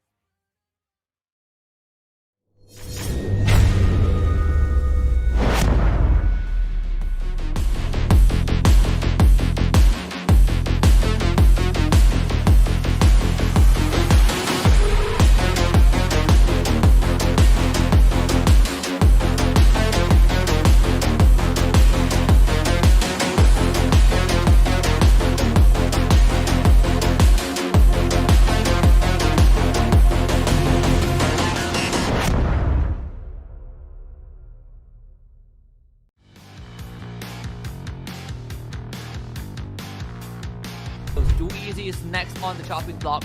And it seems like Fasco and White, they know where Do Easy is. Jembao, oh boy, no, shows his... I'm just torn in between, man. I want both of those squads to get the best out of the equation. Blacklist International now. Cobra takes Fade out of the equation, or to the very least knocks him down onto the ground. Cobra needs to be very careful. So 7 Oh my HP goodness. left, and he goes in for the slice. South Almighty! And Matrix, at least they do some damage, but it might be enough. Matrix now could be under fire. Fast ULY coming through. Almighty chipping in. Matrix will go down eventually as they took a very unfavorable fight. But Fast ULY not done yet. Look at that, 11 kills. Bow also that's extra points for Matrix. They're gonna be happy with that. 8 kill Legend is gonna be the next one to go down as Ray Miao fights an easy lick shot. But he ran. Almighty suffers extra casualties. DXG Radicals now